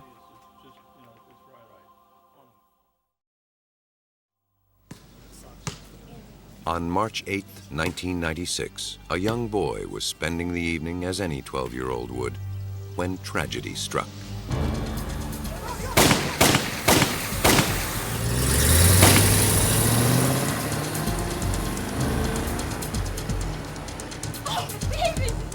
A gang war simmered on the streets of his New Orleans neighborhood. The boy became a casualty of that war, a bullet in his head from a senseless drive-by shooting. Within minutes, police and paramedics were on the scene. They rushed to save the boy's life, but from the start, the prognosis looked grim. Homicide detectives from the New Orleans Police Department began interviewing eyewitnesses. 2 men who had run for safety when the drive-by occurred returned to the scene. One of them was the victim's uncle. The men admitted to police that they were the intended victims. They recognized the car and identified the triggerman as Kevin Jordan, a gang member and drug dealer. Meanwhile, the child was taken to the hospital. 15 hours later, he died. As the search for Kevin Jordan started, Sergeant Michael Rice and John Treadaway, firearms examiner for the New Orleans Police, began their own quest. 2 bullets had been found at the crime scene, and a 3rd had been recovered from the little boy. Could they link those bullets to a gun, and then link that gun to the killer? The bullet was placed in our evidence room, and it was delivered to the firearms section for me to examine. Examining the bullet, I found that it was a .38 caliber having a 6 right rifling twist. Most drive-by shootings involve semi-automatic handguns, but this bullet was fired from a revolver. So I was able to inform the Detective Bureau that the gun that was used was a .38 caliber revolver. But were all 3 bullets fired from the same .38? To find out, Treadaway had to compare the fine details of each one. So, you see how pronounced this is? If you look up on the monitor in the groove, you can see about 2/3 the way down. It's a good match. It notches on the following land and the following groove. This is a hit, no doubt at all. This is both bullets fired from the same weapon, no doubt. And I think this is what they needed. Now, detectives in the field knew that only a single .38 revolver had been used. Until they found it, there was little more that Treadaway could do. Open the door, please! Detectives, meanwhile, learned the name of the driver. He was Henry Talley. They also found out he owned a .38 caliber revolver. On March 16th, they arrived at Talley's home armed with search warrants. A search turned up drug paraphernalia, marijuana, crack cocaine, and 3 guns, including his .38 caliber revolver. He was taken in for questioning. Talley's weapons were confiscated and sent to Treadaway at the ballistics laboratory. Could he tie the .38 revolver to the bullet that killed the boy? If so, the police could build a solid case against Talley and the alleged trigger man, Kevin Jordan, who had already been arrested on suspicion of murder.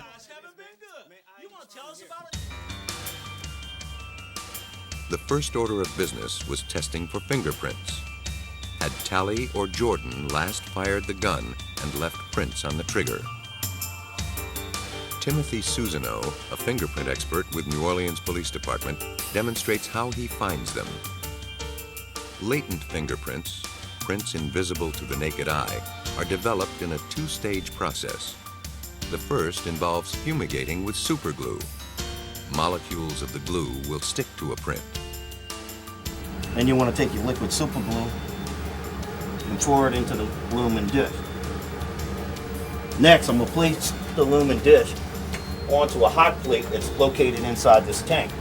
That's going to heat the superglue and accelerate the fuming process.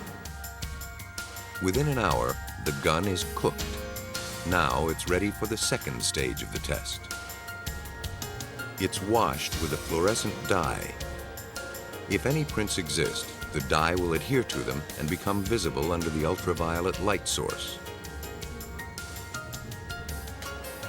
Unfortunately, none showed up on the .38 found at Talley's residence. The test could not help pin the shooting on Talley or Jordan. Still, the test is often worth performing. Sometimes it can yield dramatic results. This is an example of a partial latent fingerprint that was developed on the trigger guard of a weapon that was used in a murder. As you can see, the partial fingerprint right here, that's on the front part of the trigger guard, which is located right here. To establish a connection between Talley's gun and the fatal bullet, Treadaway needed to inspect a bullet shot from the gun. This is our ballistic recovery room. In this room is our ballistic tank that we test fire our weapons in. This is Officer Gwen Serpass. He's going to test fire these weapons. We're going to test fire this .38 first. Before we do anything with it, we normally like to check to make sure that the weapon is functional. We make sure that there are no obstructions in the barrel and all the parts on the weapon are in place. I'm going to go ahead and load it.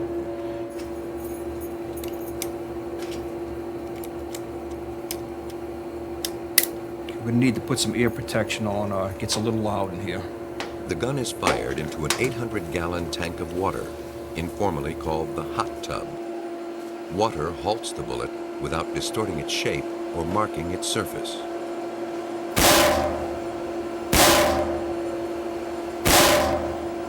Once the weapon's fired, I then unload the weapon, remove the spent casings.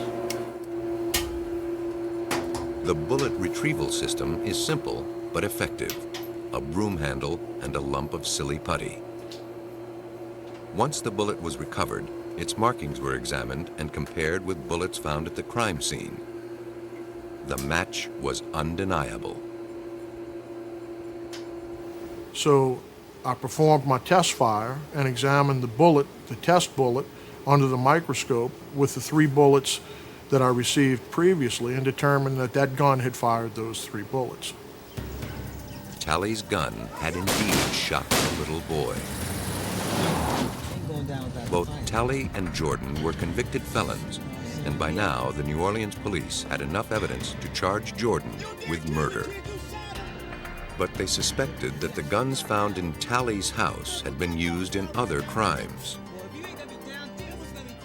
Could a new computer system implicate Talley in past crimes?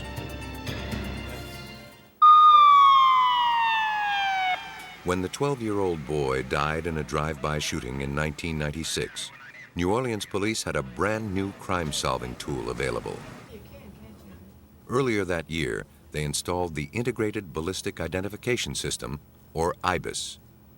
It dramatically speeds up the time it takes to match bullets from crime scenes to guns confiscated by police. Sergeant Michael Rice runs the IBIS operation.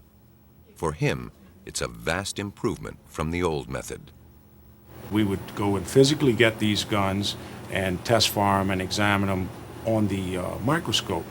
Well, right now, with our IBIS system, we can now simply, as a matter of routine, test fire these weapons and put them into IBIS.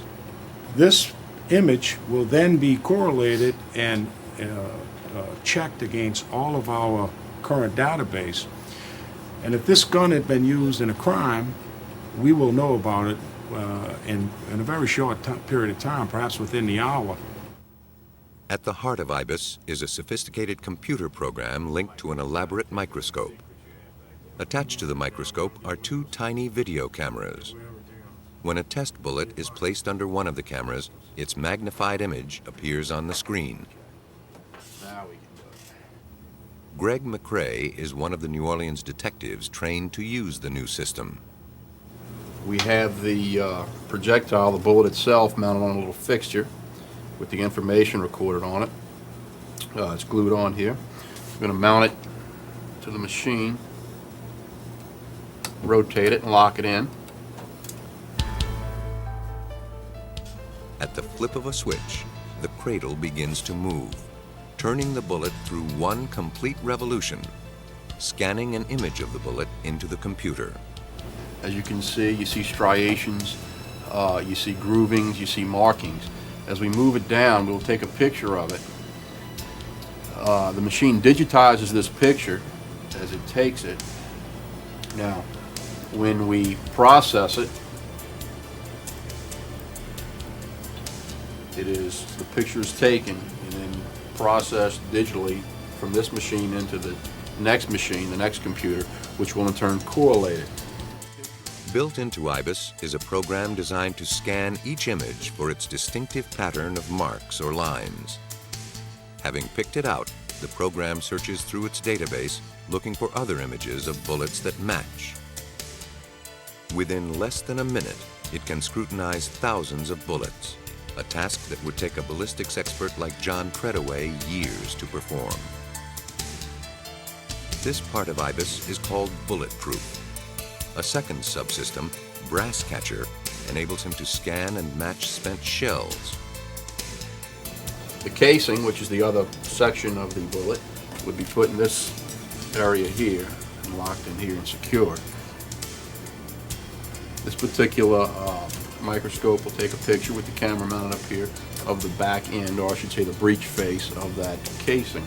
The breech face and also the firing pin, which is in this area right here. Now the computer records the shell's distinctive features, the positions and shapes of indentations left by the firing pin and tiny gouges left as it's ejected from the weapon. The operation is completed in 2 to 3 minutes. IBIS had been installed less than a month when a bullet from the .38 revolver that killed the 12-year-old boy was entered into it. There were no hits, no matches with the thousands of other bullets in the computer's database. But the system's real power was demonstrated with bullets test fired from a second gun, a .45 caliber automatic found in Henry Talley's apartment. The firing pin, which we're looking at, if you look very closely, you can see this duck image right here, center in the firing pin itself. But this is very clear. We knew from looking at the screen that the probability of a match was very, very high. IBIS made a hit, implicating Henry Talley in another unsolved drive-by shooting. It was enough to strengthen the case against him regarding the death of the child. IBIS had proved itself on its first case. Prior to IBIS, this case would have probably been unsolved. It would have never picked up any additional follow-up unless there was a specific reason for it. We have uncovered and linked many cases involving homicides as well as shootings here in the city. And we made those links and those correlations and tied them all together by simply what Greg's doing right now. And we're kind of proud of what we do here, and I would not want to be without IBIS today. The death of the 12-year-old boy was solved partly by traditional ballistics work. But without the IBIS computer system, police would never have connected Talley's weapons to another crime that might have otherwise gone unsolved. Both Kevin Jordan and Henry Talley were convicted of first-degree murder and are now serving life sentences. By developing new ways to trace bullets to guns and guns to criminals, forensic detectives are increasingly able to turn a criminal's own ammunition against him. So long as there's a bullet, there's a clue. And so long as there's a clue, there's a chance to catch a killer. A man retrieves the burned remains of someone who may be his brother. But how can he really be sure? Under the rubble of a burned-down house, investigators find the shattered remnants of a body. Can they piece together what happened? A scientist must identify a woman from scraps of burned bones weighing less than 3 paper clips. Will he be up to the challenge? The fate of a murder investigation hangs in the balance. For centuries, killers have relied on fire to conceal their crimes. But today, science is catching up with them. The consuming flames are powerless to destroy the burning evidence.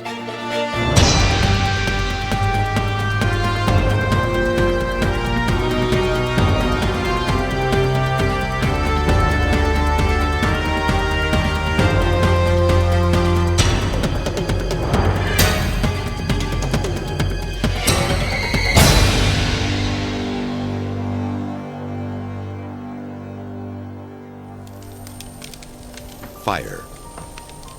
Medieval alchemists saw it as a tool of transformation. Used correctly, it could turn dull lead into gleaming gold. Fire does transform, but not in the way the alchemists hoped. It is a process called oxidation, the speedy marriage of convenience between oxygen and another substance. The union creates new compounds, like carbon and water, while releasing enormous amounts of energy in the form of heat and light. All fires need an initiator, a spark to get them going. It's a little boost of energy that sets off the chain reaction.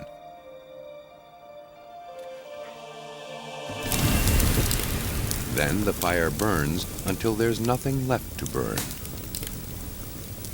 In Ohio, in 1994, Danny King started a fire, initiating a chain of events that transformed his entire world.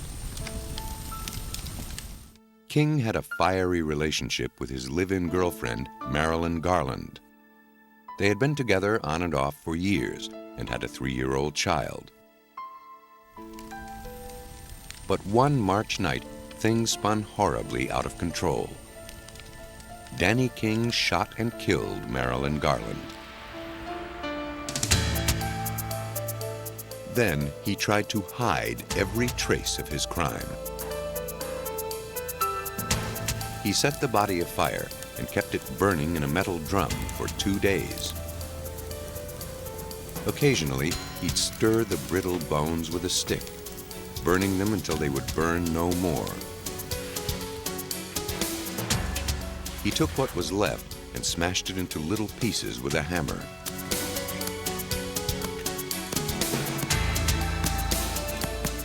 He gathered the remains and dumped them in the river. He may have thought that without a body, there could be no proof of murder. Then he ditched the drum behind a warehouse in town, a place where similar drums stood.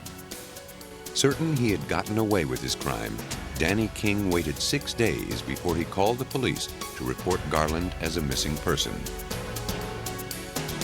Lieutenant Ray Todd worked on the case. Danny King reported Marilyn missing on the 26th. okay, and said that she'd been gone for a week. Well, it wasn't unusual for Marilyn to just take off for a few days at a time and go party. In his office, Lieutenant Todd reviewed King's missing persons report. Despite Garland's reputation, he had to take it seriously. He was joined on the case by Detective Gregory Macco. Macco found that Garland's family was taking the disappearance very seriously. We talked to other family members, getting conflicting stories, some saying this is not her. This was her years ago when she was wild and free, but now she had a little boy. She wouldn't do this. She wouldn't leave the little boy behind. Something's wrong. They didn't believe that she just up and packed up and left. They actually believed that something had happened to her. Detective Macco began investigating more thoroughly. It was standard procedure to interview the person who filed the report, so they called in Danny King for questioning. He's a boyfriend, he's going to be a suspect, and our thinking was, let's eliminate him immediately. That wasn't how it worked out. The interview took an unexpected turn. After that interview process, we asked him if he would be willing to take a polygraph, a lie detector test. And he kind of hedged on it at first. So it just threw red flags. They arranged the test for the next day and dismissed King. King should have gone home, but he didn't. He went to a bar, concerned about the polygraph, and began drinking. He met a drinking buddy there and confided that he was worried about the test.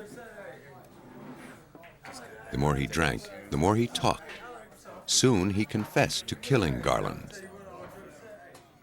His friend could tell King was serious.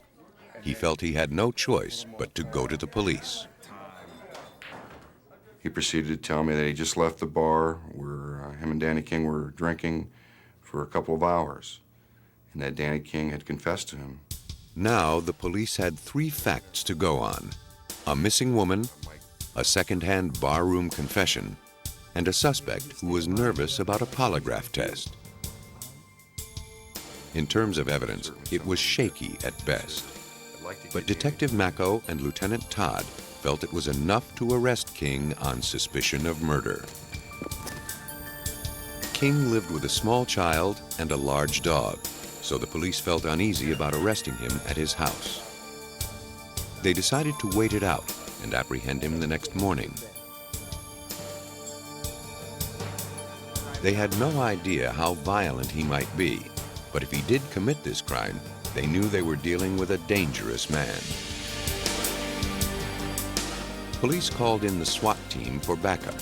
Hey, he's coming down. There he is.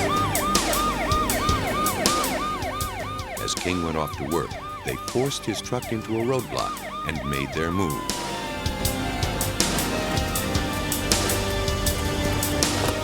Put your hands up! Put them up! Go! Step out of the van. You're under arrest, right? Put your hands up. After King was safely in custody, the police began to build their case. For that, they needed more evidence.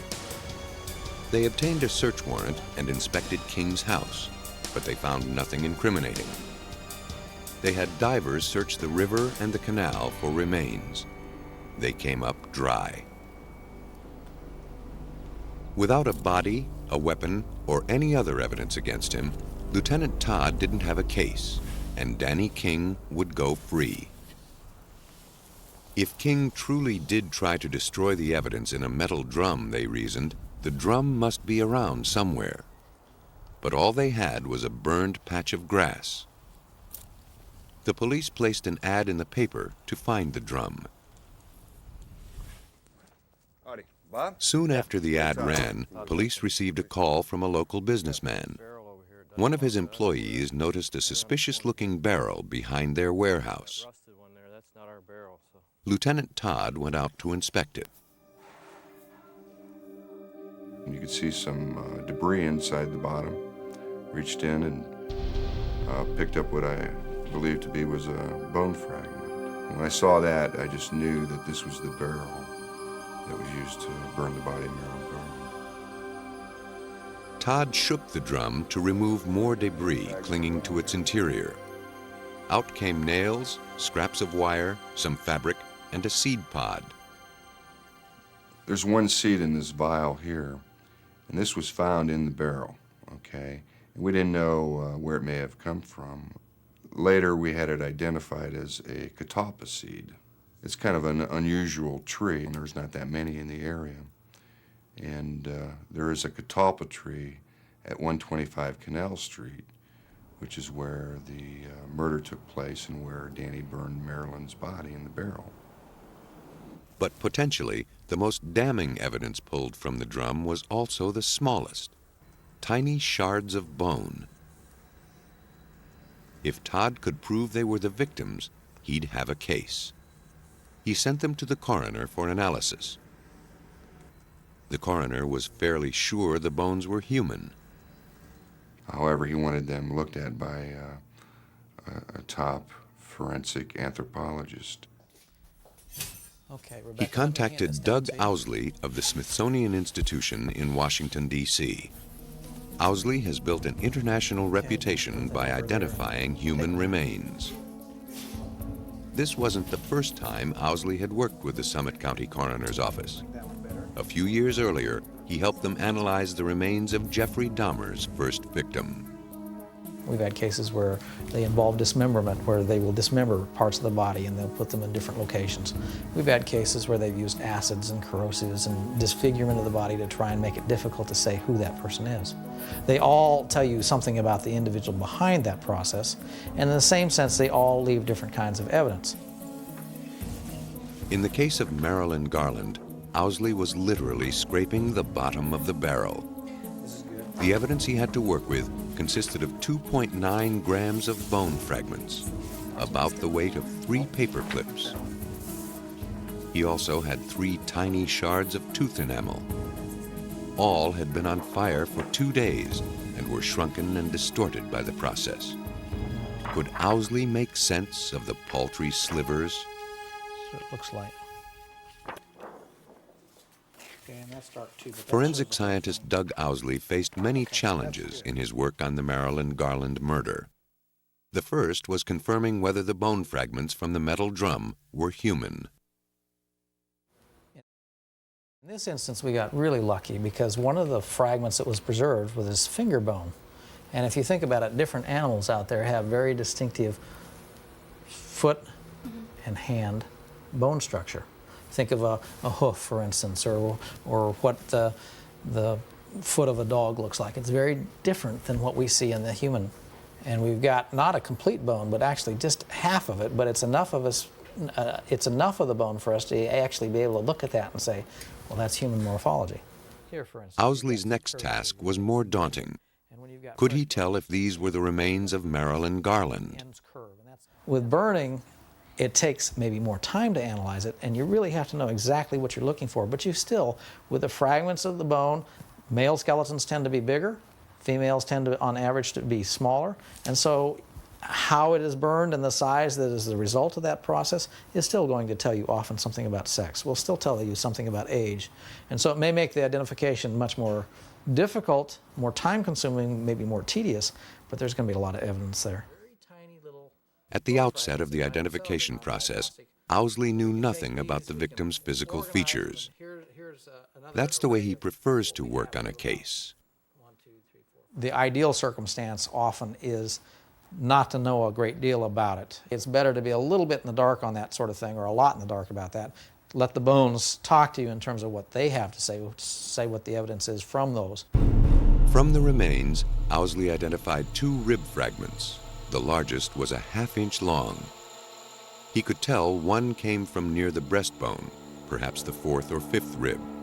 It provided the key to unlocking secrets about the body it came from. As we age, the rounded ends of our bones become more cup-shaped. The rib's cupped end suggested the person was between 24 and 40 years old. It was 3.4 millimeters thick by 13 millimeters wide. Owsley considered that small, even after assuming it shrunk up to 25% in the fire. You can never, on a piece of bone that size, bet everything. But on the other hand, you can turn around and say in terms of probability, in terms of comparative data that we have, it's likely that this is a very small person. The size suggested the victim was either a female or a small male. To determine which, he compared the bone's height and thickness against a standard chart of rib measurements. In females, the fifth rib is going to have an average width of 4.65 millimeters. Males, fifth rib is going to be 6.78, so it's much larger in terms of its thickness. So you work it through as best you can and try and characterize for the entire rib cage male and female values and what the difference is. With this bone, the answer was clear. By all standards, the person it came from was petite, very likely a female. The bones had told him all they could. It was time to take a look at the tooth fragments. Owsley had only 3 to work with. They were little more than chips of enamel. By examining the thickness of the enamel, Owsley could tell they were from adult teeth. Their shape suggested their approximate position in the victim's mouth. They had telltale grooves that suggested dental work. But it wasn't enough. He needed some high-tech help to expose traces of fillings. Then he could match them to Garland's dental records. Owsley sent the teeth to the Smithsonian's Conservation Analytical Laboratory. There, they underwent a process called energy dispersive spectroscopy, or EDS. Most dental fillings are a combination of silver, tin, mercury, and copper. They melt in the heat of a fire, leaving behind invisible traces. The EDS brings them out. The tooth fragment is put into the chamber.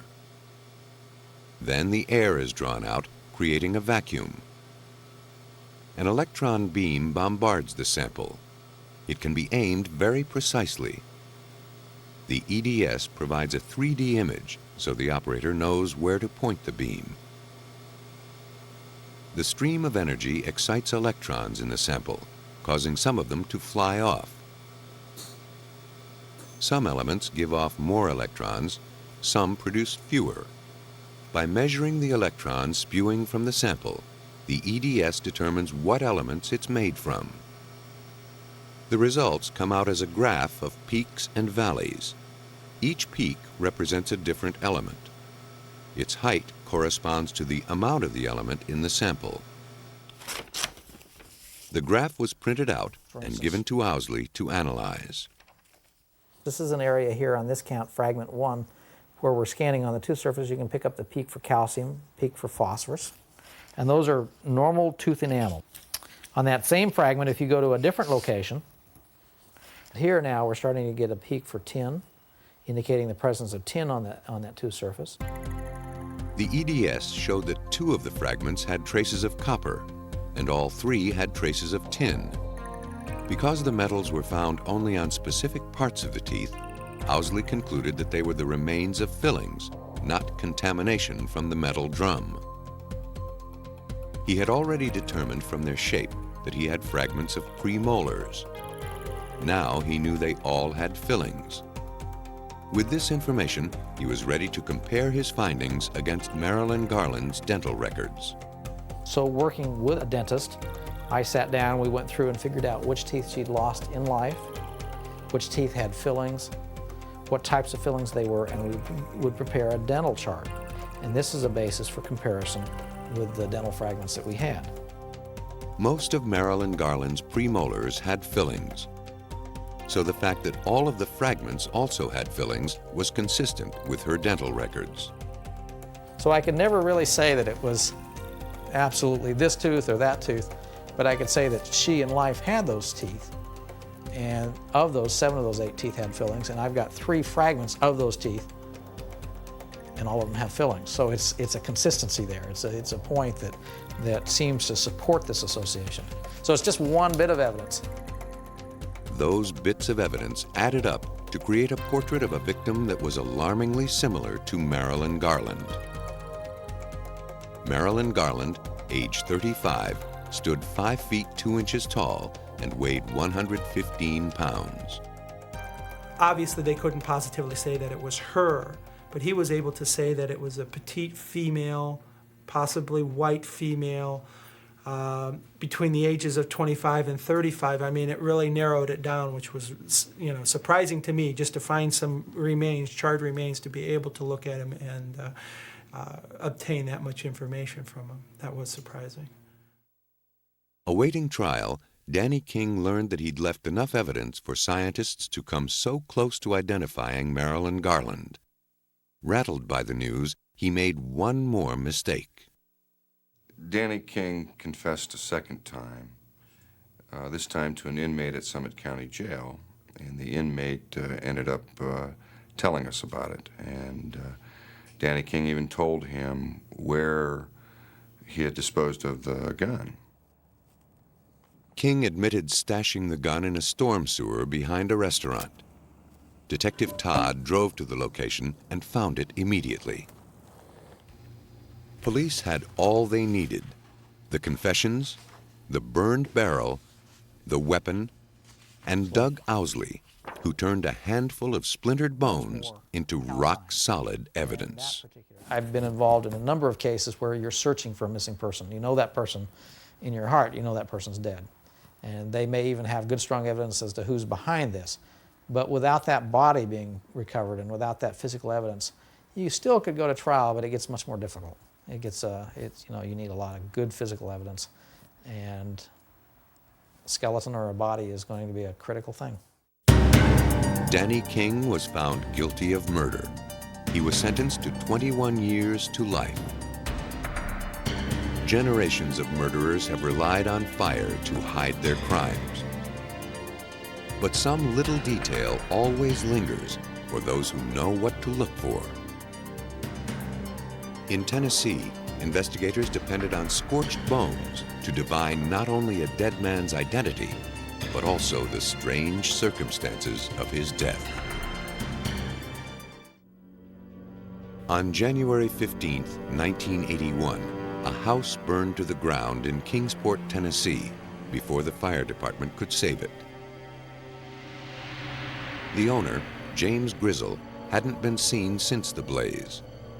Nobody gave it a second thought, because Grizzle spent much of his time in Virginia. Then, Detective James Moffett of the Kingsport Police received a call from Grizzle's mother in Virginia. What's his name? She was concerned because she hadn't heard from her son in several days. Where does he live in? Moffett smelled trouble.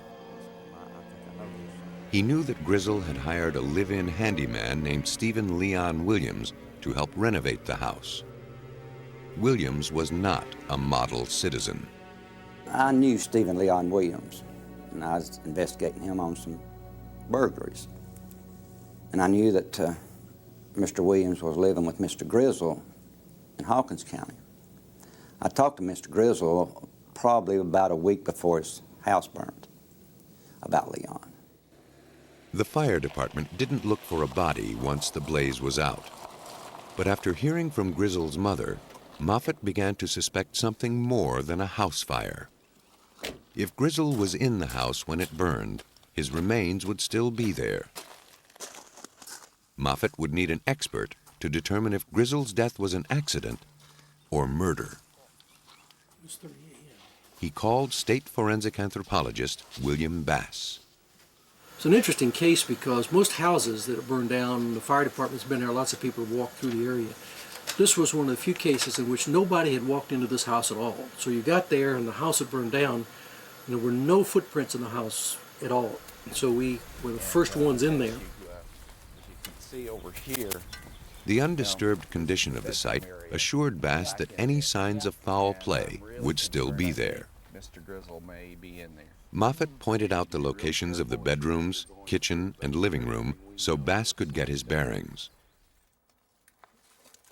As with any archaeological excavation, he and his team carefully sifted through the debris with trowels and brushes. They moved one brick at a time, searching for the all-important remains. A little over an hour after they began, Bass found some human lower leg bones on the concrete basement floor.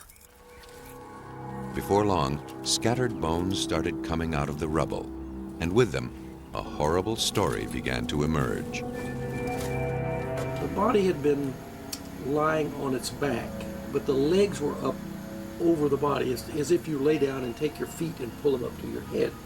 However, there was no head. The victim was separated below the shoulders, and the upper and lower halves of the skeleton were 12 feet apart. That wasn't entirely unusual. A skeleton may become jumbled if the victim had fallen through the floor and landed in the basement. But Bass knew that wasn't the case here.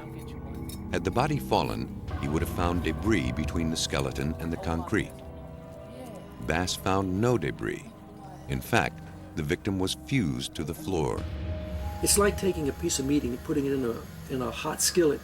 That meat will sear onto the hot surface. In this case, the fats running out were so hot that they literally solidified what clothing remained. So we had to scrape off the clothing, and there was no debris between the floor and the bones. The condition of the clothing told Bass the victim was in the basement when the fire began. If the body didn't fall from a height, Bass knew of only one other way to explain how the bones became scattered: an explosion. Neighbors' reports confirmed Bass's conclusion. They heard a blast shortly before the fire. Judging from the way the upper torso was separated, Bass suspected the center of the explosion was on the victim's chest. It might have been some freak accident. But then Bass found another clue.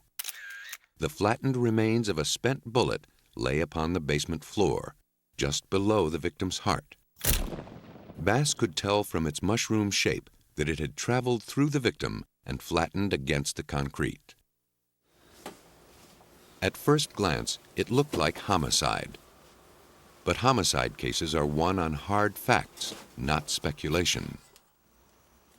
To prove murder, he needed all the evidence he could muster. In his lab at the University of Tennessee, Bass has teased the truth from countless human remains. Here, he took a closer look at the bones pulled from Grizzle's house. He would try to determine what events caused the destruction of a home and the death of a person. With burned remains, it's not always easy. When a body burns, much of it is destroyed. The arms and legs separate. Fluid in the head turns to steam and bursts the skull. As bones burn, they retain their shape, but they shrink up to 33%, depending on the temperature of the fire, how long they were exposed to it, and which bones they are. Fire turns them brittle. They shatter while they burn and can crumble if they're touched or moved afterward. Collecting a complete skeleton is nearly impossible. Because burning disfigures bones, it's a common way to hide the cause of death.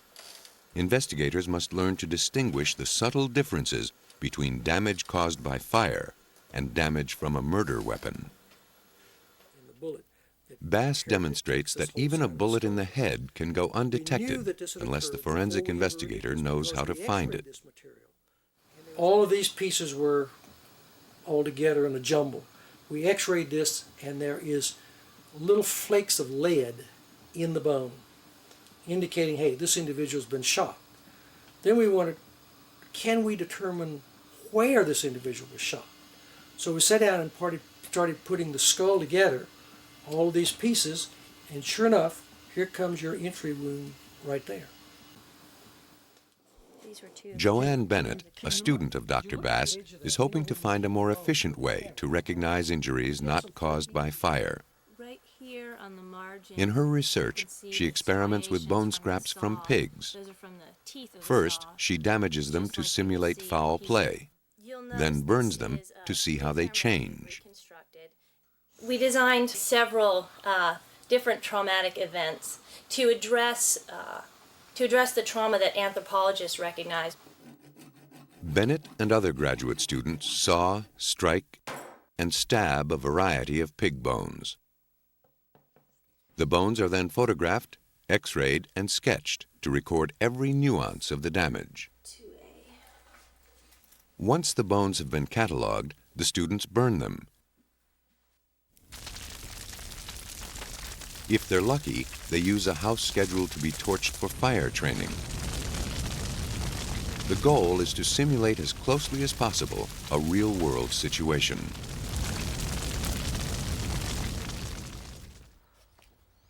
After the smoke clears, the students pick through the rubble to retrieve as many bone fragments as they can find.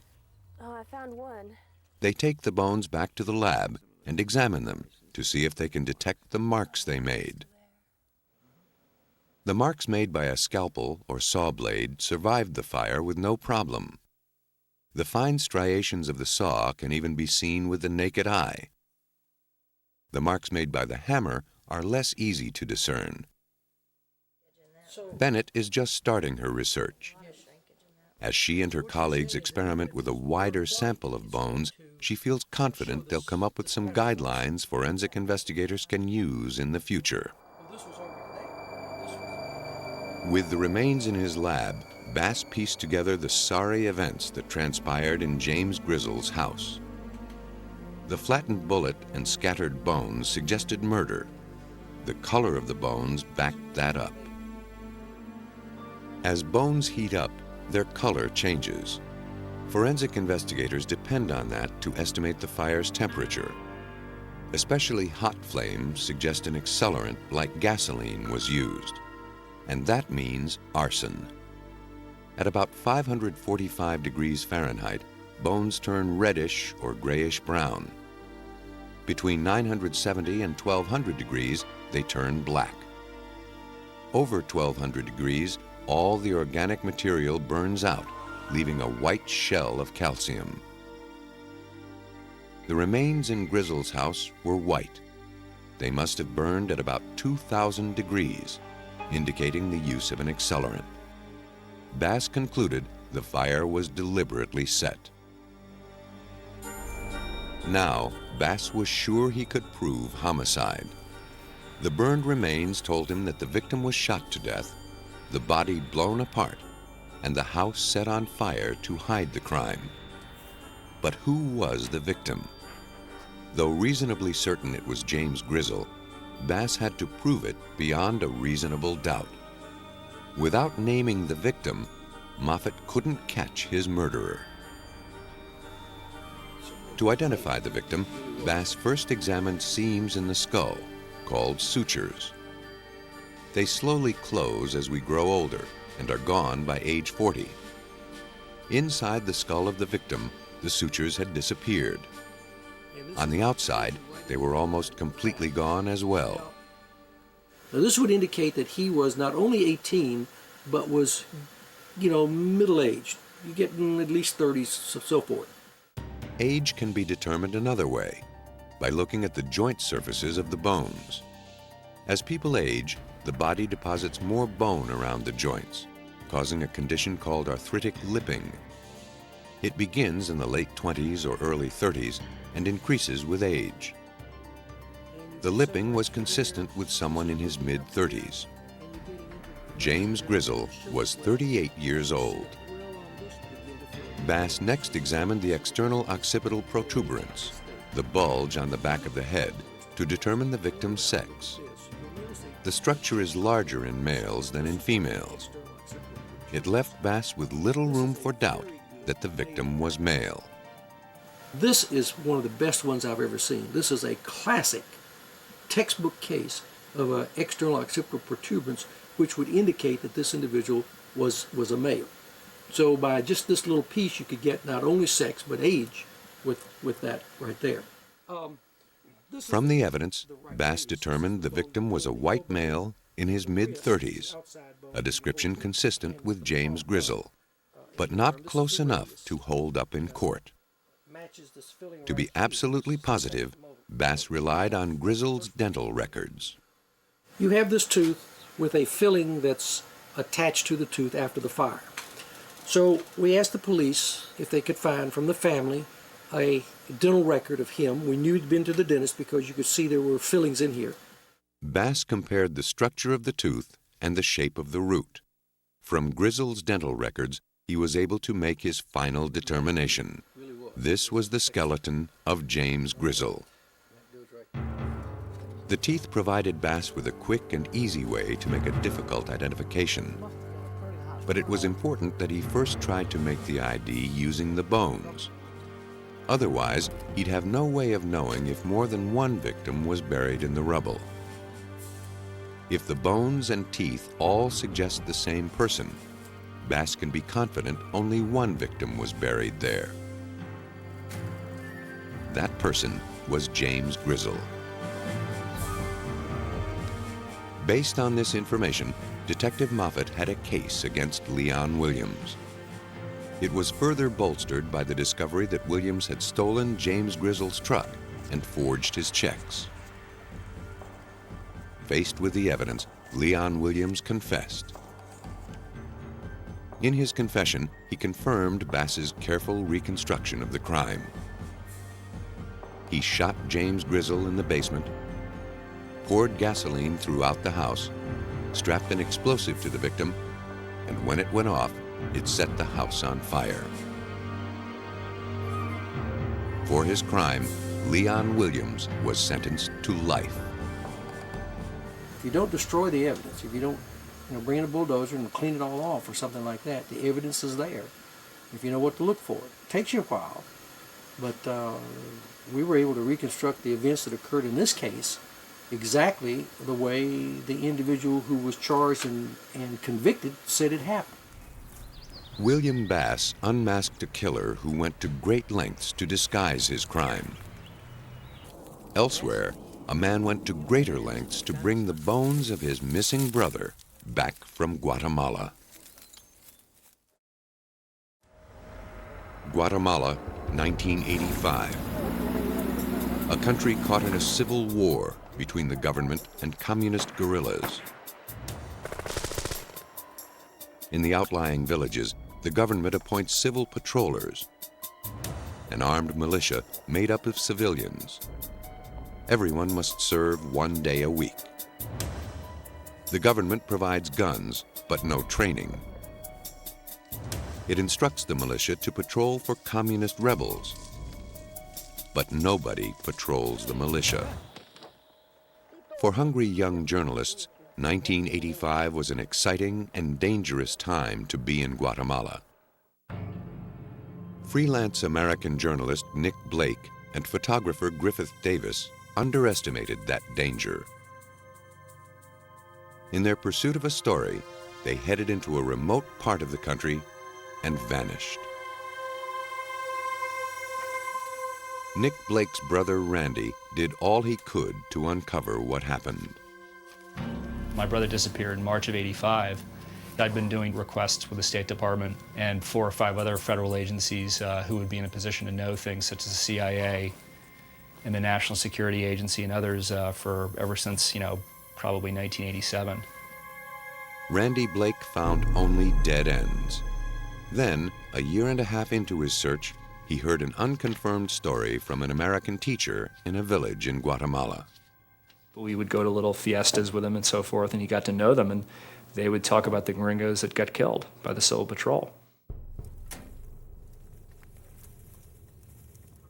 Piecing together the details, the teacher believed the Civil Patrol shot the journalists in 1985. A ravine became their makeshift grave. The Blake family kept pressure on the U.S. and Guatemalan governments to find Nick.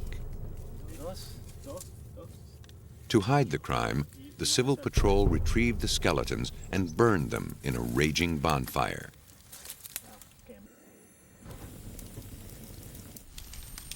The flames split and shattered the bones beyond all recognition, or at least that's what the patrollers thought. But the Blake family persisted. The patrollers were pressured into sending the remains to the United States. They arrived in 1990, but an analysis uncovered a deception. The crate did not contain human remains. Convinced they had exposed a cover-up, the Blakes and U.S. authorities demanded the truth. Felipe Alva, the regional commander of the Guatemalan Civil Patrol, refused to talk about the incident until the Blakes offered an incentive. And he was going to be offered a $10,000 reward. And so, but it was going to be paid to him in allotments as he performed along the job. Enticed by the offer, Alva agreed to send the real remains to the U.S. so long as the family promised not to prosecute. He came out with a partial unearthing of remains from the site, and he brought them back in 2 boxes, very curious things. They were essentially little caskets, mini caskets, square pine boxes that were velvet lined. And it was the strangest thing because they had dirt in them from the site with little bone chips salted throughout them and so forth, because that's essentially what was remained in my brother and his friend.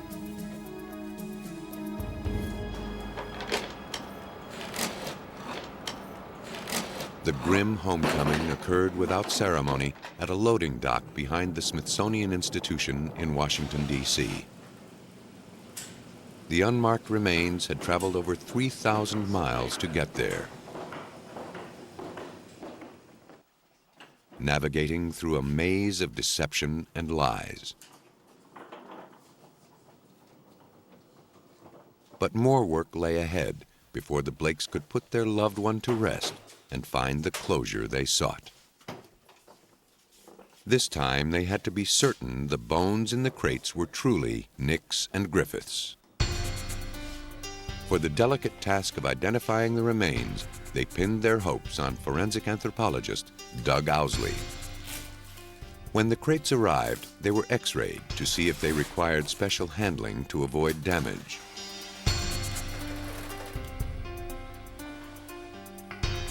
They contained no surprises. Mostly soil, ash, roots, and bits of bone.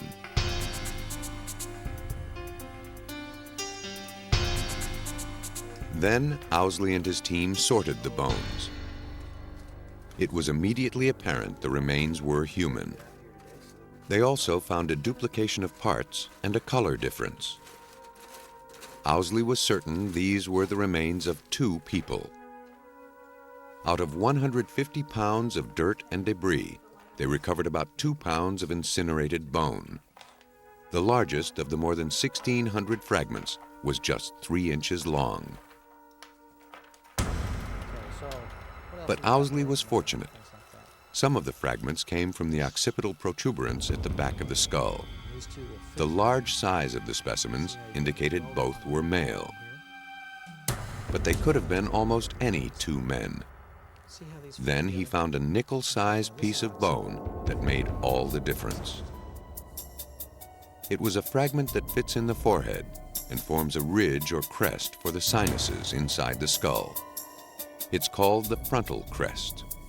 Now this is a really unusual configuration of the frontal crest here. Usually this is a solid, prominent ridge, but in a small percentage of the population we can get a double ridge morphology like that. So we had this piece, and based on that, I had a microfilm of an x-ray that was taken of Griffith Davis. Owsley compared the crest with an x-ray of Davis's head taken after a car accident. The unusual structure of the bone fragment from Guatemala matched the x-ray. But did that prove the fragment came from Davis's skull? Not unless Owsley could first prove that its structure was truly rare. To see how often the crest structure occurred in the general population, Owsley referred to a group of skeletons known as the Terry Collection. The more than 1,600 skeletons of the Terry Collection were donated for medical research from the 1920s to the 1940s. They represent a cross-section of the population. The medical history of each individual is part of the record. Owsley used the Terry Collection to see what percentage of the population shared Davis's frontal crest structure. If only a few people had that bone configuration, And if it was shared by the Guatemala sample and Davis, then Owsley could reasonably conclude the bones could belong to Davis. If you look at this cranial vault, for instance, one of the things that you've got is here's the cribriform plate, frame and cecum, and then you've got this standard type of frontal crest. And it's a very prominent ridge that occurs in 88% of white males. Now, in contrast, you see how you've got, again, the same structure, but now we've got a double ridge and a groove. This is the type that we see in Griffith Davis's cranium. This occurs 9% of the time. Davis and the remains from Guatemala shared the same rare anatomical feature. Owsley felt confident the skull fragments could belong to Davis. But were the remaining bones Nick Blake's?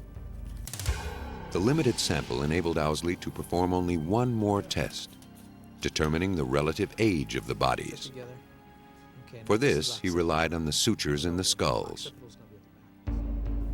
In the specimen that Owsley thought to be Griffith Davis, the sutures showed advanced closure, suggesting a man in his 30s. The sutures on the other remains were still open, indicating a younger man. So that helped differentiate. The two males were differing in age by about 11 years. And this helped me determine that this is the older person. At the time of his death, Griffith Davis was 38. Nick Blake was 27. Owsley's calculation was right on the mark. To Randy Blake, Owsley's identification was encouraging, but naggingly inconclusive. If these bones were truly the remains of his brother, he needed to be absolutely sure. As long as a shadow of doubt persisted, the Blakes could not give up their search. But Owsley had reached his limit. He could go no further without more remains. We said to ourselves, it's probably Nick, but darn it, we want to get up to that site and we want to determine definitely that this is Nick, and let's just make a trip down there. We've got an opportunity. Going to Guatemala was the only choice the Blakes had if they wanted to honor their brother. But Owsley had to accompany them.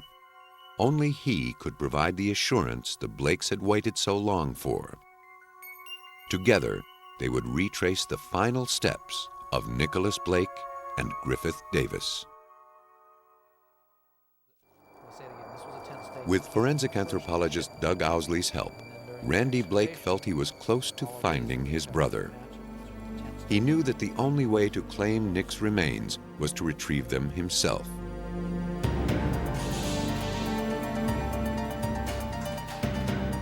Randy, his brother Sam, Owsley, and a colleague made the trip to Guatemala in June 1992. There, they met Regional Civil Patrol Commander Felipe Alva. He took them to the remote mountain location of the remains. But Owsley wasn't buying it. I take my trowel and do a little scraping. I cut down to about 15 centimeters, and I come up and say, this is the wrong site. I say, there's not enough ash, there's no bone fragments here, there's none of the red soil that I'm looking for. I just looked at all of this 2 containers a couple months before, and there's none of the roots that were found in any of that. Then, sheepishly, Alva's assistant reached under a log and removed a green plastic bag that contained a handful of human bone fragments and some soil. And in this 8 ounces of soil, it's got the right color, it's got the charcoal, it's got root fragments. And I say, this is from the right site. And he says, I got it right here. The assistant told them these were the last of the remains. The Americans demanded to see where they came from. We went back to our little hotel in Neba, and we basically grilled Felipe Alva for 3 hours that night with a Guatemalan colonel, U.S. Embassy defense attaché, U.S. Army colonel, a couple of other people in the room, and basically sat him and said, Alva, you lied to us. Under duress, Felipe Alva agreed to take the team to a site he swore was the actual location of the remains.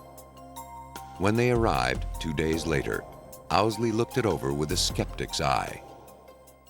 We could see the indentation where the soil had been taken out. We worked it around the perimeters, and we found a lot of things. One of the things we found lots of was metal. Well, here's part of an eyeglass frame, part of the eyeglass piece in the frame, and it's a circular circular type of pattern. And it's just one of the things that when we first picked it up, one of the brothers of this man said, that looks like his glasses.